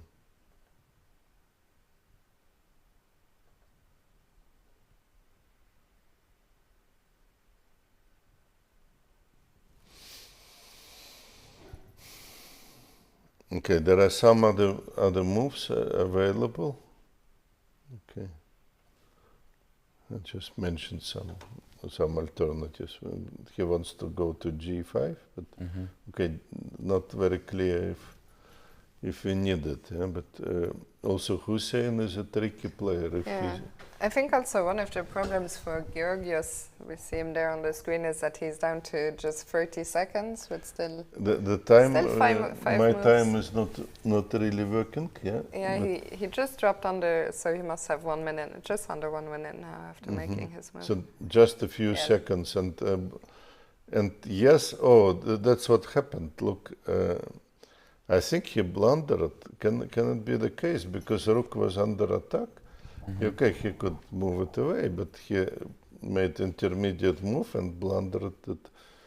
Also, black can take. No. Could be the case. I don't know. But maybe sacrifice. Yeah. But or at least now he was forced to sacrifice.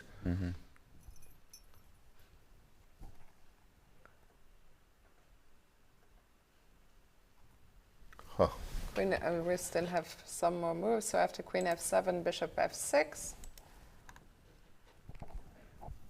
knight c6.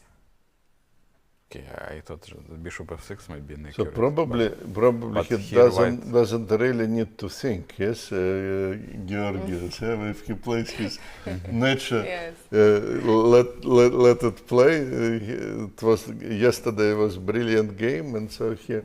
Okay, I probably underestimated the whole development and want to put it again. I thought maybe he overlooked something, but obviously he just sacrificed it. Yeah. Just But not talking conventional way to play, but talking about the sexual position, it doesn't look that easy for white. Let's get to the position. So after bishop f6, knight c6. Okay, knight c6. You can tell me the moves because otherwise I need to update. f4 and rook a8. Okay, f4. Okay, that's understandable move in time trouble. Position. Oh, and actually some more moves. You can play knight g5 here. Let's try to catch up because Giorgis is very short on time. So after rook d8, well, he took on d8. No, just let me explain because we have here queen h3. Yeah, that's what he missed. That what was my first question. What about knight 5? Yeah, but yes, queen h3. That's probably nice, white missed. Yeah, so he played because what he played was less convincing. f4. Now what happened? But it's very naturally instinct to play f4, of course. To protect the troubles. Yeah. Rook a8. a8. Yeah. Yeah, but actually this is quite human. Maybe not the best. Bishop takes. Okay, now he wants Rook simply takes. survive in some simple takes. position. Yeah. But rook takes is not forced. Yeah, it was not forced. Okay. Knight takes, but they're making moves, yes? Yeah, because Giorgis has no time. No, in fact, Hussein should be using actually his time. Yeah, but he's not, because we have some more moves. c5. He wants to play for a time, yeah? c5 and queen d7. And okay, now we are in the live position. No, but I mean, from human point of view, he's improved his position. I mean, for black. With black, yes, and threatening. But on the other hand, king h2 happened. Yeah, king h2 and queen d4. On the other hand, yes, white can pass time control without. Yeah, actually, just with the next move, made the time control. Without much tension. Yeah, now. Yes. No, but that was not the proper play, actually, of Hussein. You think that he could use his time and to find better moves. That's actually like not enough experience. Do you see the last move? What white played? Queen e2. Queen e2. Okay, white is not taking a risk. That was some possibility. Queen e2. Okay. Still looks like white keeps an edge in the position. Some strategical advantage. Black bishop is cut off. No, if you look at this, I don't like rook d8 already. It's a complicated position, and white to exchange pieces and give the option for white to make 3-4 moves from practical perspective. You have on the other hand, okay, next move maybe king h2 and then maybe c5 at some point, knight g5. There are many threats from white point of view. And but he has to choose, yeah? So okay, maybe a4, but it has to be calculated, yeah. a4, a3 looks like only way to get some counterplay. Okay, let me bring this engine suggestion because I want to understand what is going on. If knight g5, then check. Yeah, this is understandable, but what if I play king h2 prophylactically? Because, okay, there is... now bishop takes f6. And then rook d8. That's the idea. Okay, some prophylactical move, yes. So already we see here more serious problems actually for white. After king h8, After king h8. King h8 is but rook d8 is giving up material. It's and quite subtle, yeah. Okay, but but this is the way we are playing chess, like in bullet, We used to play bullet. I mean, not I mean, but in general, young people. I never played bullet actually in my life.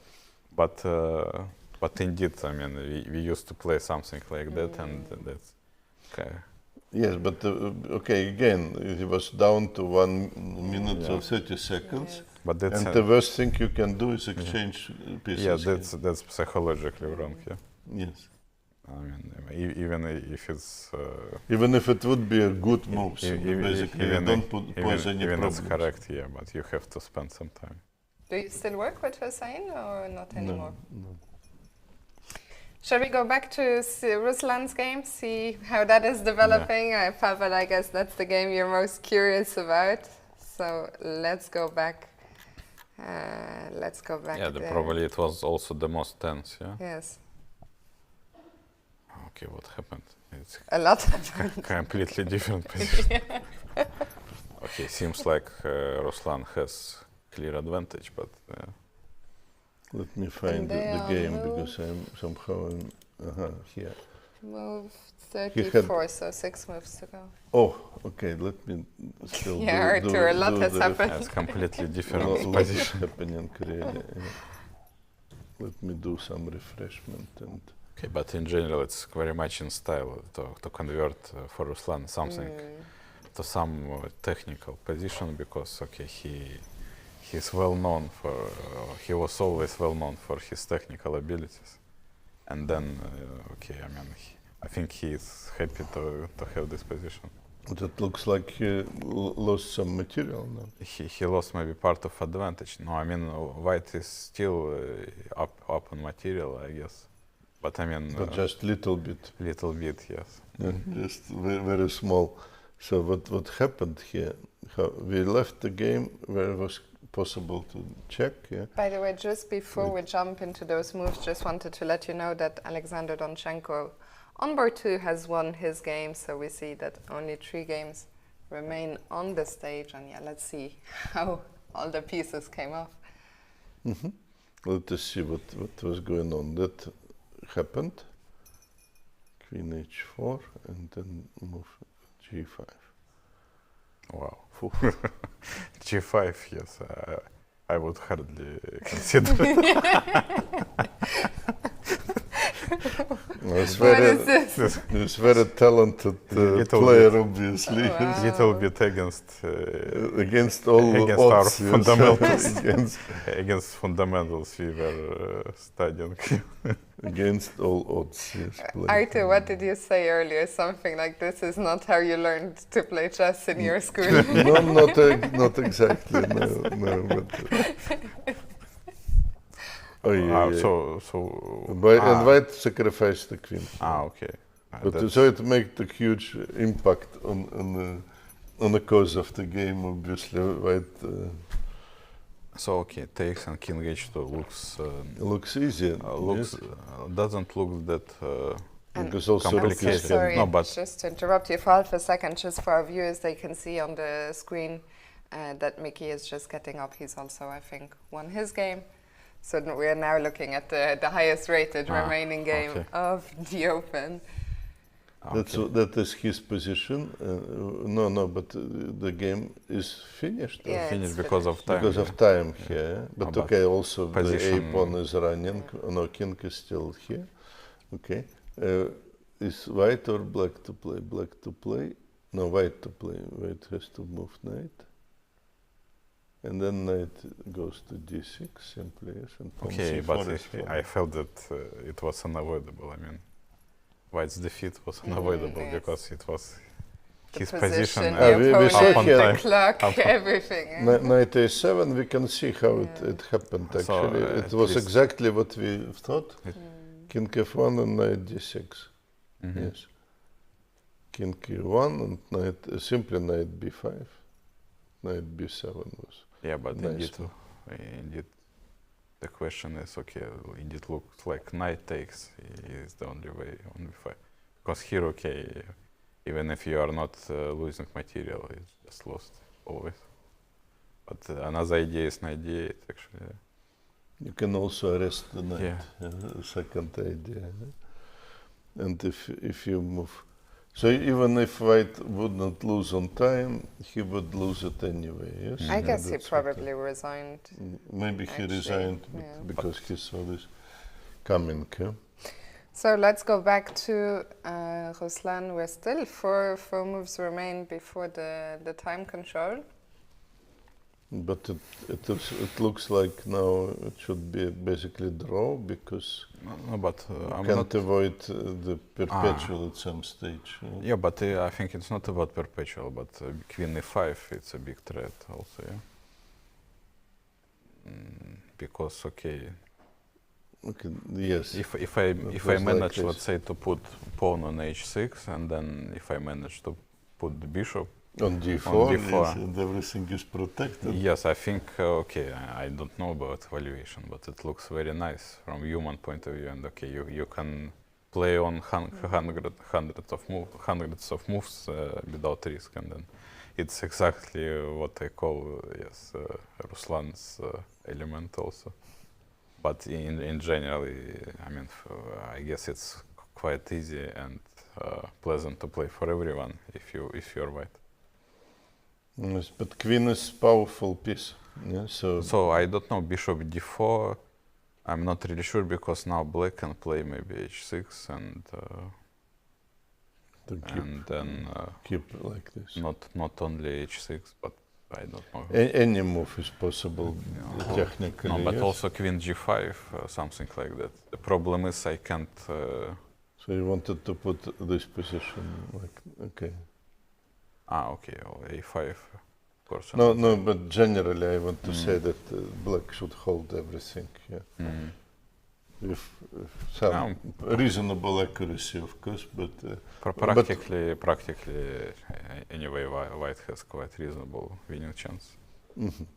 Okay. But again, this is actual position. We will see. I will think that if Harikrishna continues to play on the same good level, he would be able to hold the draw. Let's see, we had just a couple. What's your last move? I don't know what happened after queen d5, or did, wait, the h6 was h6, played. yeah, and queen e5. h6, queen e5. No, for me it goes towards the draw, in my opinion, but maybe I am too pessimistic. The problem is, pieces are disorganized for white pieces because, okay, one pawn on b4, another one is on h6, and then it's not so clear how to connect everything in one, let's say. Okay, we have to be careful not to lose some important piece. Even rook g4, yeah. Okay, rook maybe, g4. but I don't know. This is quite subtle. Yeah, this is, it didn't go as it was planned, I guess, for Ruslan. Maybe not, but let's say, because I'm afraid to take exactly for the reason what you said. Yeah, we lose we lose, of course, immediately, so you can't do this. If you want to take, you play king g2, yes? No, king g2, it's more or less obvious, and I think he then you can take. Then you can take. King g1 then would be a mistake. King he g2. just played king g2. I wanted to hide the king, but it turned out that I'm just running into the double check. Okay, indeed a5 looks sufficient for the draw. Looks logical, let's say, looks human. Let's see, 3 moves. And then we have some situation like this. Although, of course, yes, white can't lose, so he can try to play for a win, yes, as long as he's not risking. He will win with this one. Do you think he will win? Yeah. Okay, we will see. Yes. Because knowing his abilities, okay, maybe c4 he can play, but... What I can say, he would probably play till the move 100. Yeah. Yes, or at least for the second squash it, yes. He would fail. Maybe we will just wait until move 40 has been reached. 3 moves to go for Harikrishna. 15 seconds now on the clock. So he took on... he took on c3. Yeah, actually what I think now about this position, that if he will assume that our pawn is on h3, not on h6, it will be clearly in white's favor, I guess. it's very strange because turns out h6 is rather weakness in here because I have to keep my rook there.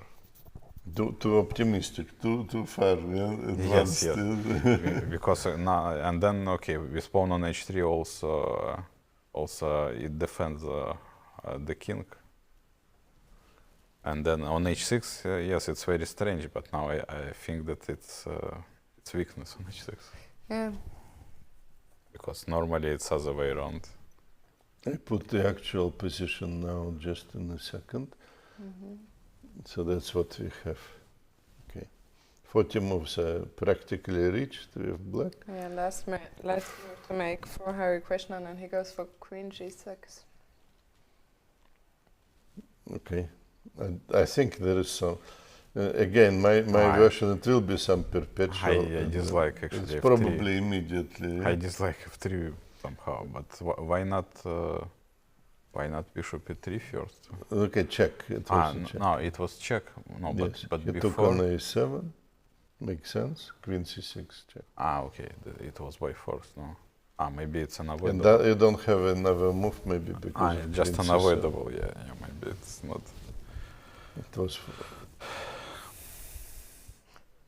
So are you changing your mind? You think it No, this position, this position is, let's say, more concrete, because I thought with c-pawn somehow, I thought maybe, yes, he will keep c-pawn, but here he is too disorganized. I mean, at least he needs the bishop on f2 in this position, but he is not in time, so yes, now it looks like a draw.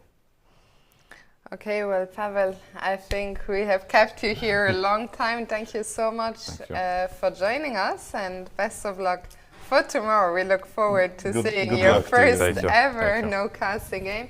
We are going to go on a break as well, and we'll be back with you in around 10 minutes. We'll play you one of the... No, we'll see you in 10 minutes.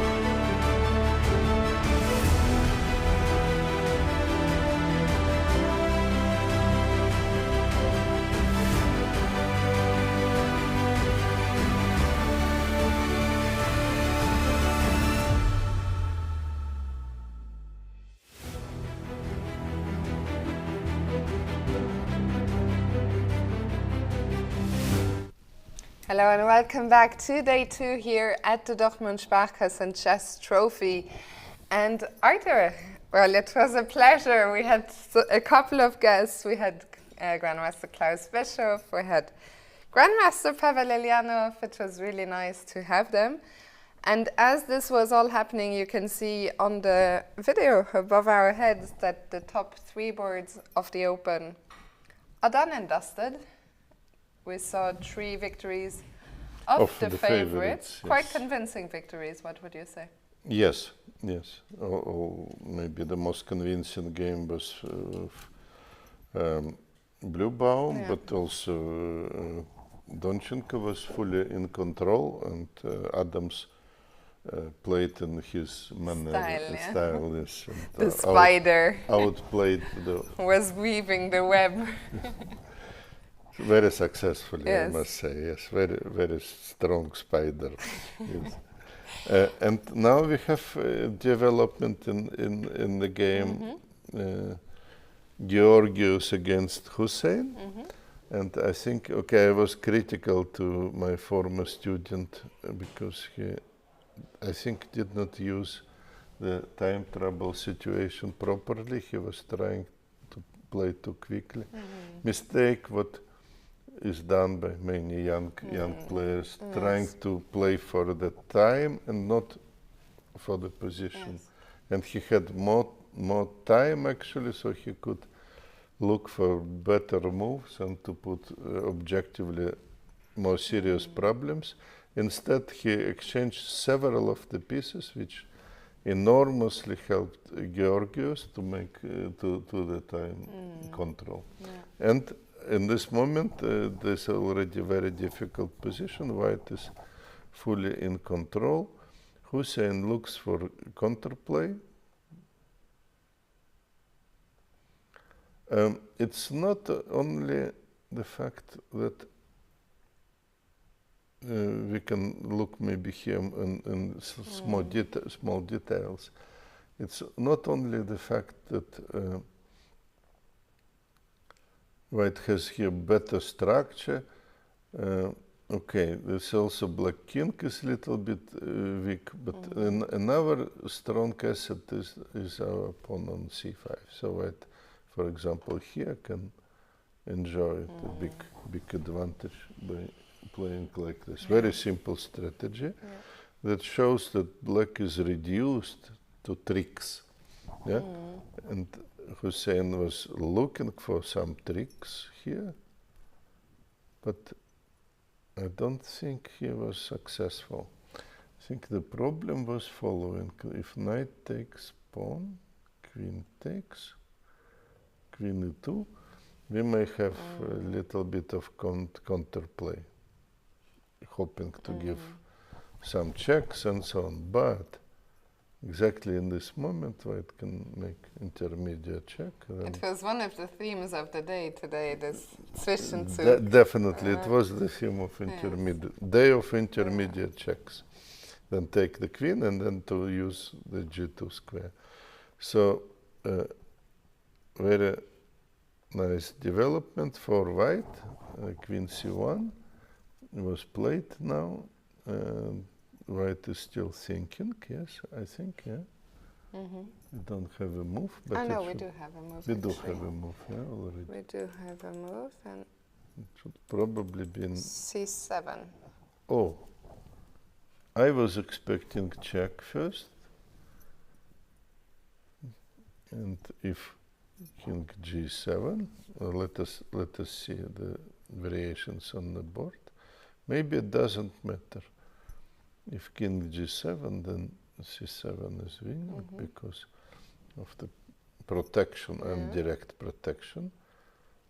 And if king goes to f7, and as a matter of fact, White has always the possibilities to play. If you don't see the straightforward solution, we can always do these things.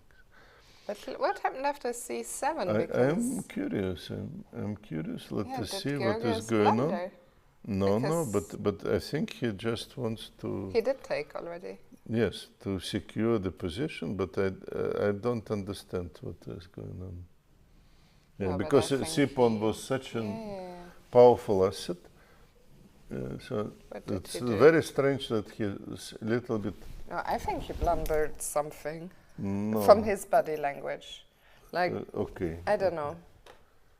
Okay, I'm not sure. I'm not sure that... but now he thinks, which is very strange. Well, no, he's taken on a4. I also don't have the move yet. Okay, then it is then not... you think it wasn't... It was misjudgment. Yeah. Yes, he wants to make sure that he will not lose this game, which is clear, but look, it's not adequate exchange. Come on. Yeah? How can you say that it is adequate exchange? No, this was much more dangerous pawn from white. That was the main advantage. And look at again at the very simple solution what he had, doing something like this. Okay, let's see. Maybe he was afraid here of a3. We can. But the black king is look more closely. Black king is practically in checkmate.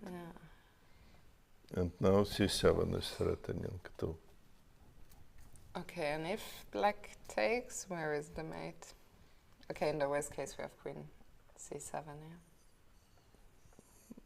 Okay, mate is coming, but slowly, of course. But even if he didn't see this queen c7 after knight takes, was just game over also, No, because a-pawn it is still some tricky stuff, so we have to be slightly more careful. But if here something like this, then c7 wins. Oh, he should He will be very go for this. Because he maybe will lose half a point because of this. So it is now chances for a draw. Still, he has a better position, but he was clearly winning. He was really clearly winning here. Very tough, and now only 12 minutes on the clock, so it's difficult to adjust to this new reality also. And what worries me a little bit for Giorgi is that sometimes you lose your objectivity in these spots. Sometimes you cannot even overpress, because even if he didn't see a clear path to the win, I'm sure he understood, he felt that he was winning. And then sometimes you end up doing things which are not rational because you want to win at all costs. Also, of course, we have some support now. We're commenting the game, we're using a powerful engine. And the players, they have some emotions, they have sometimes different evaluation of the situation, which differs much from evaluation of the machine. So he was probably worried about some counterplay and some complications, but I must say yesterday he played such a brilliant chess, and he should be trusting himself a little bit more. That's a pity. That's what happened. We see if he can get a chance, but nevertheless, I think he blundered. Maybe he just blundered something like that. The king can go to h8. Or I don't know. Because I have no idea what was the blunder. King no, I mean after. No, I mean that maybe he thought that after c7 for some reason black cannot take the pawn. I don't know. You know what sometimes happens? You are in your head. You already made some move, and then maybe you think that the move is done, and then you play. Played the second move. Maybe first. This, but okay. I think something like this happened.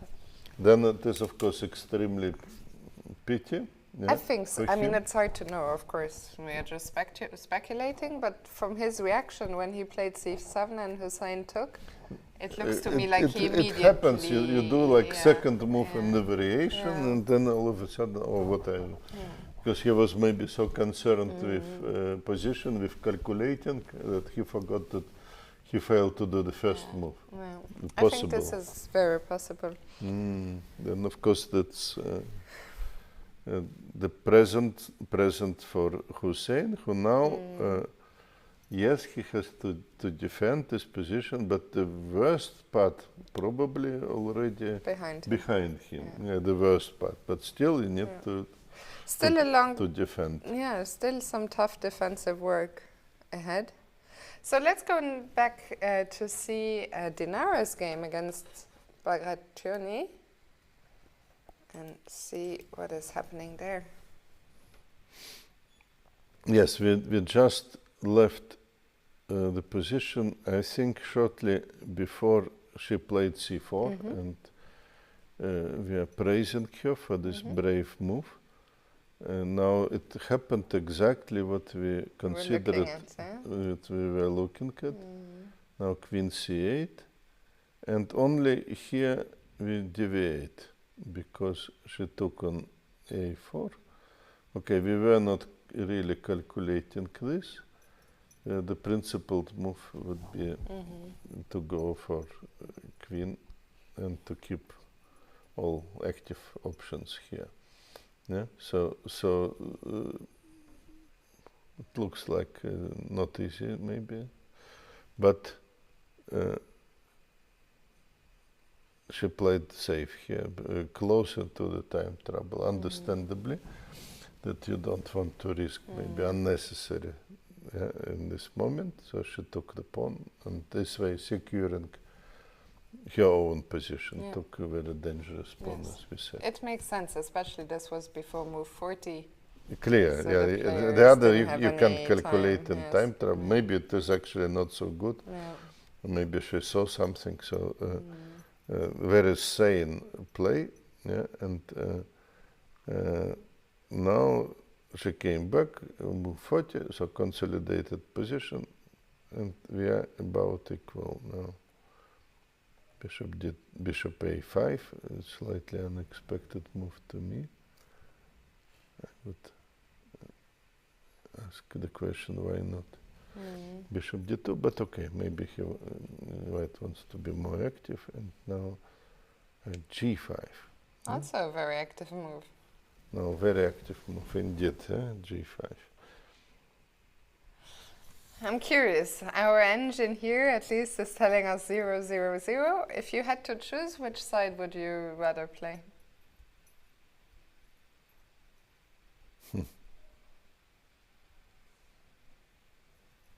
No, I'm still curious what is the threat. Yeah? So I don't see the threat because g4, knight h4. So I just don't know. So maybe I would play white because now I feel a little bit more secure if there is no threat. Maybe you will change your mind after white's next move, knight e1. Oh, I haven't seen it at all. Yeah, knight e1, but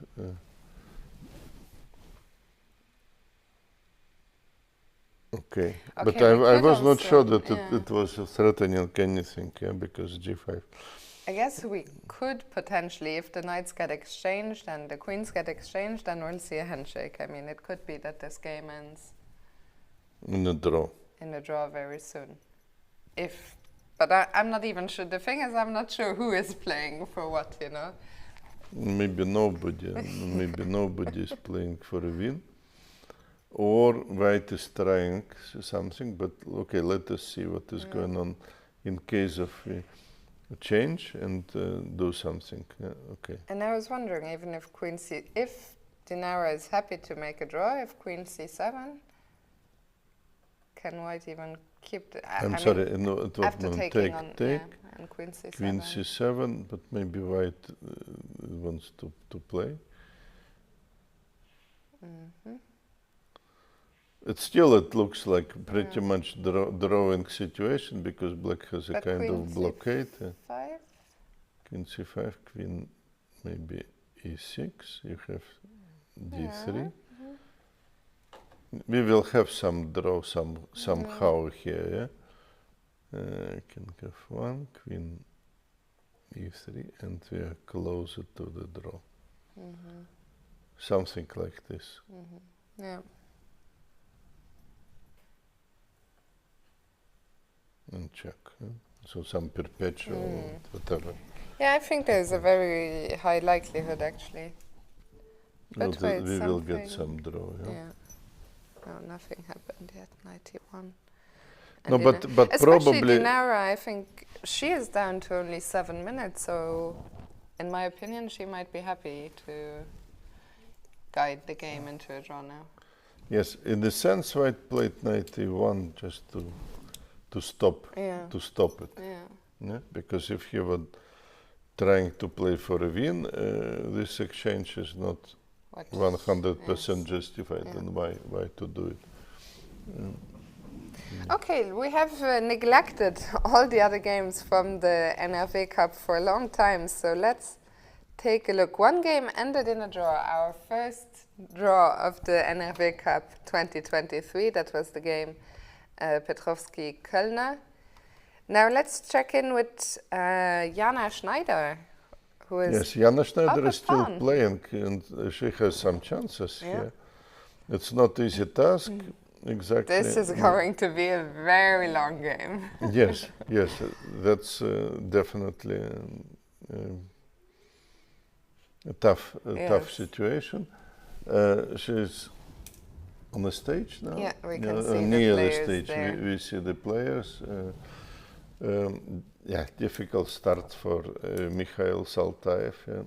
Yesterday he lost to... He lost to Dinara in a very crashing. Yes. The game was so fast that it would be nice for Mikhail to forget it as quick as we did. Yes. But it's probably not the case because you will be working on details. For Jana, on the other hand, this is a nice situation. You know, you never, unless you blunder something huge, you cannot lose. And you just press. Yesterday, Jana played such a good game, and very unfortunate blunder close to the end in equal situation. So she lost against Ruben. But now, of course, she tries to come back and to win. Of course. And there are some chances here. It's not a draw, it's a difficult ending. In general, what should be the plan for Black? How do you make progress? You have to come a little bit closer to White King with the pawns. So that's the first task, because you can't win with staying on the safe formation. So you need to push pawns. Now she made already an important decision which pawn to push. Yes, I would probably expect h5, but she pushed. I think she pushed f pawn. f5. Yes. We have update here with f pawn. Now the question: how does she want to meet this check? To meet the check and to make a progress? Probably king h6. That's not easy. Not easy, yeah, I'm surprised that she played f5, which opens up. I thought she would consolidate a bit more first, but maybe... Yes, I don't know what she was afraid of. If check, we can... Yes, okay, this is a question again of kind of difficult judgment. Maybe for the second you need to stay passively here, something like this, and then to put the pawn maybe to h4, and only later to look at the ways how to activate the king. Once I won endgame with 2 pawns against 1 at queen endgame, so and I was surprised, like h and g pawn against g3. I was surprised that it is possible. To keep the king safe. Yes, I start to maneuver with the king and then speculating on exchange of the queens. One thing what is saying against the result, a positive result for Black, is the fact that even position with h and g pawns extra against White King is, according to modern theory, is a draw.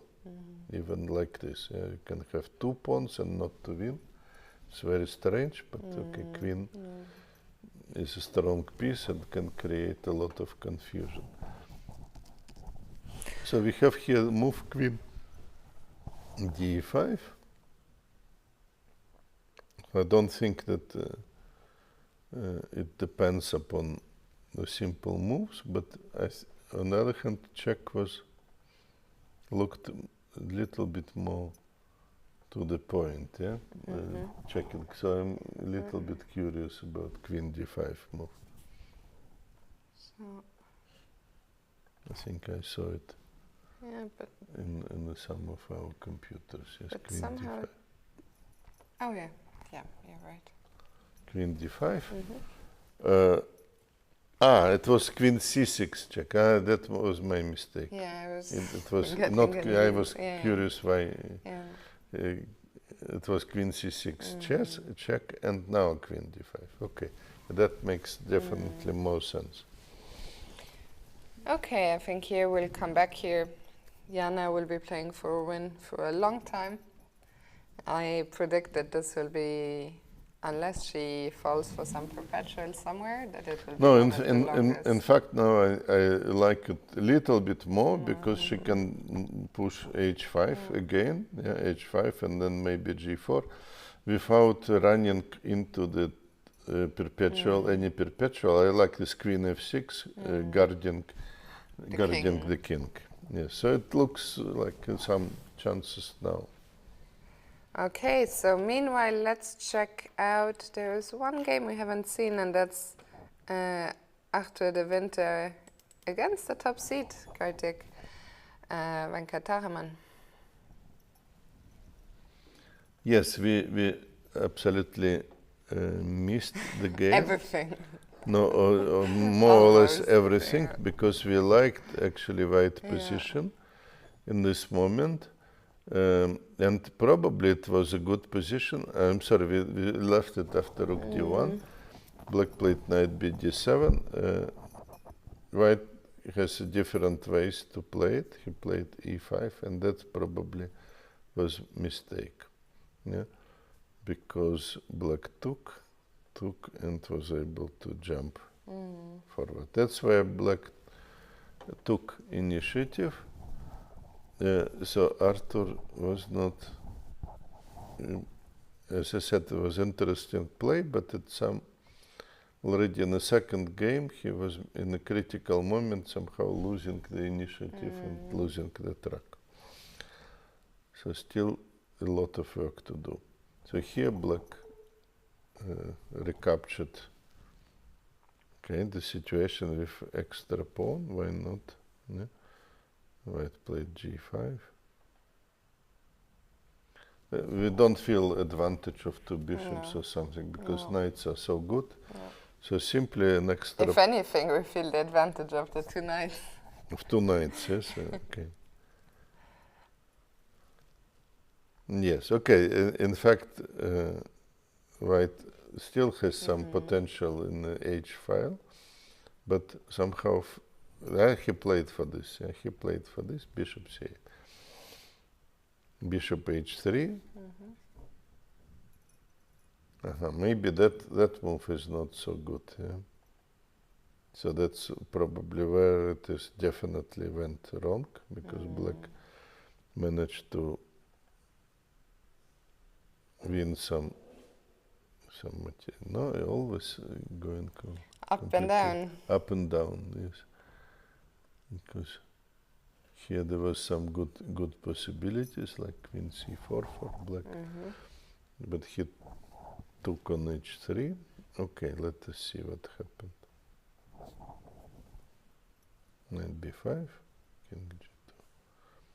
So many things which are not forced totally happened in this game. The idea was rook h1. With a mate threatened, so f5. What a messy game. Absolute messy game, yes. So white took, queen takes c2. We are not missing any checkmates, as a matter of fact, because king can run to e6.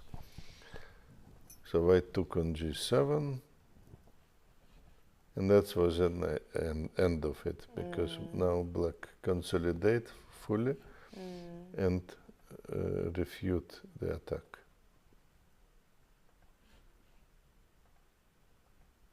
Yeah, just repeating to probably gain some time at that moment, and then offering a trade of queens. Yes, but okay, what was the better way?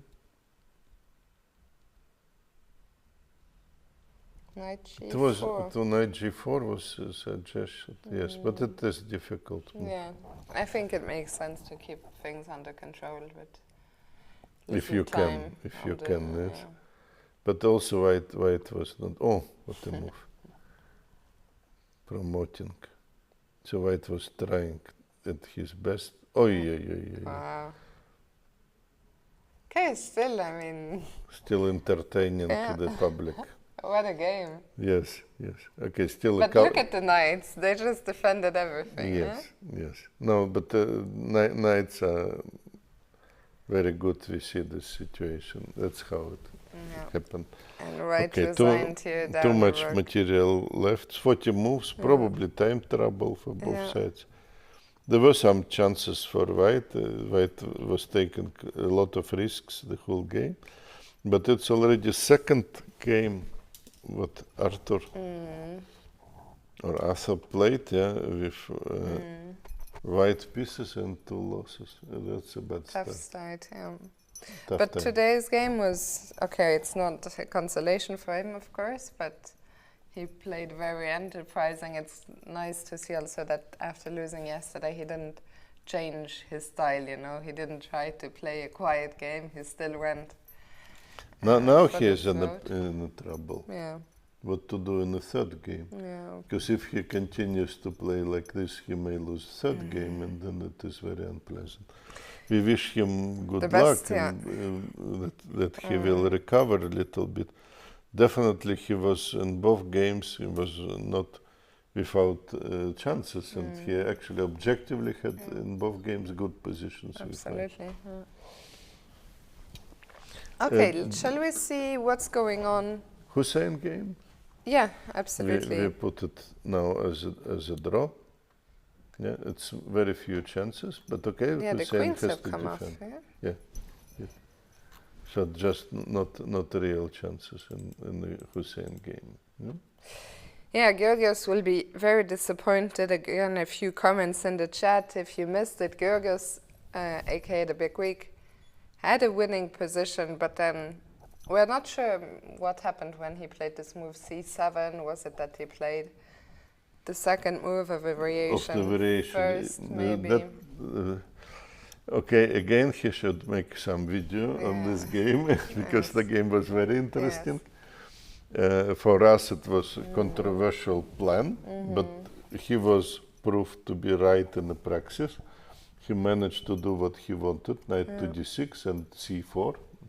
Everything made perfect sense. Later, he still regrouped the bishop to g5 and played very interesting, very nice game, achieving winning position after pushing, making actually everything more or less right.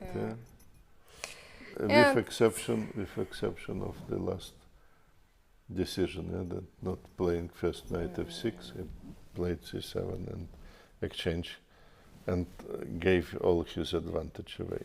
I guess he will still keep trying. He will argue that the pawn on e6 is a weakness, but it's hard to see how we can get to that Hard point. to believe it, because, okay, black can defend it with the king, and what is the plan? Okay, not a real plan, I'm afraid. Maybe we can quickly now check in with the A Open. We already saw the results from the top 3 boards, where the favorites all won. So Blübaum won, Donchenko won, and Mickey Adams won.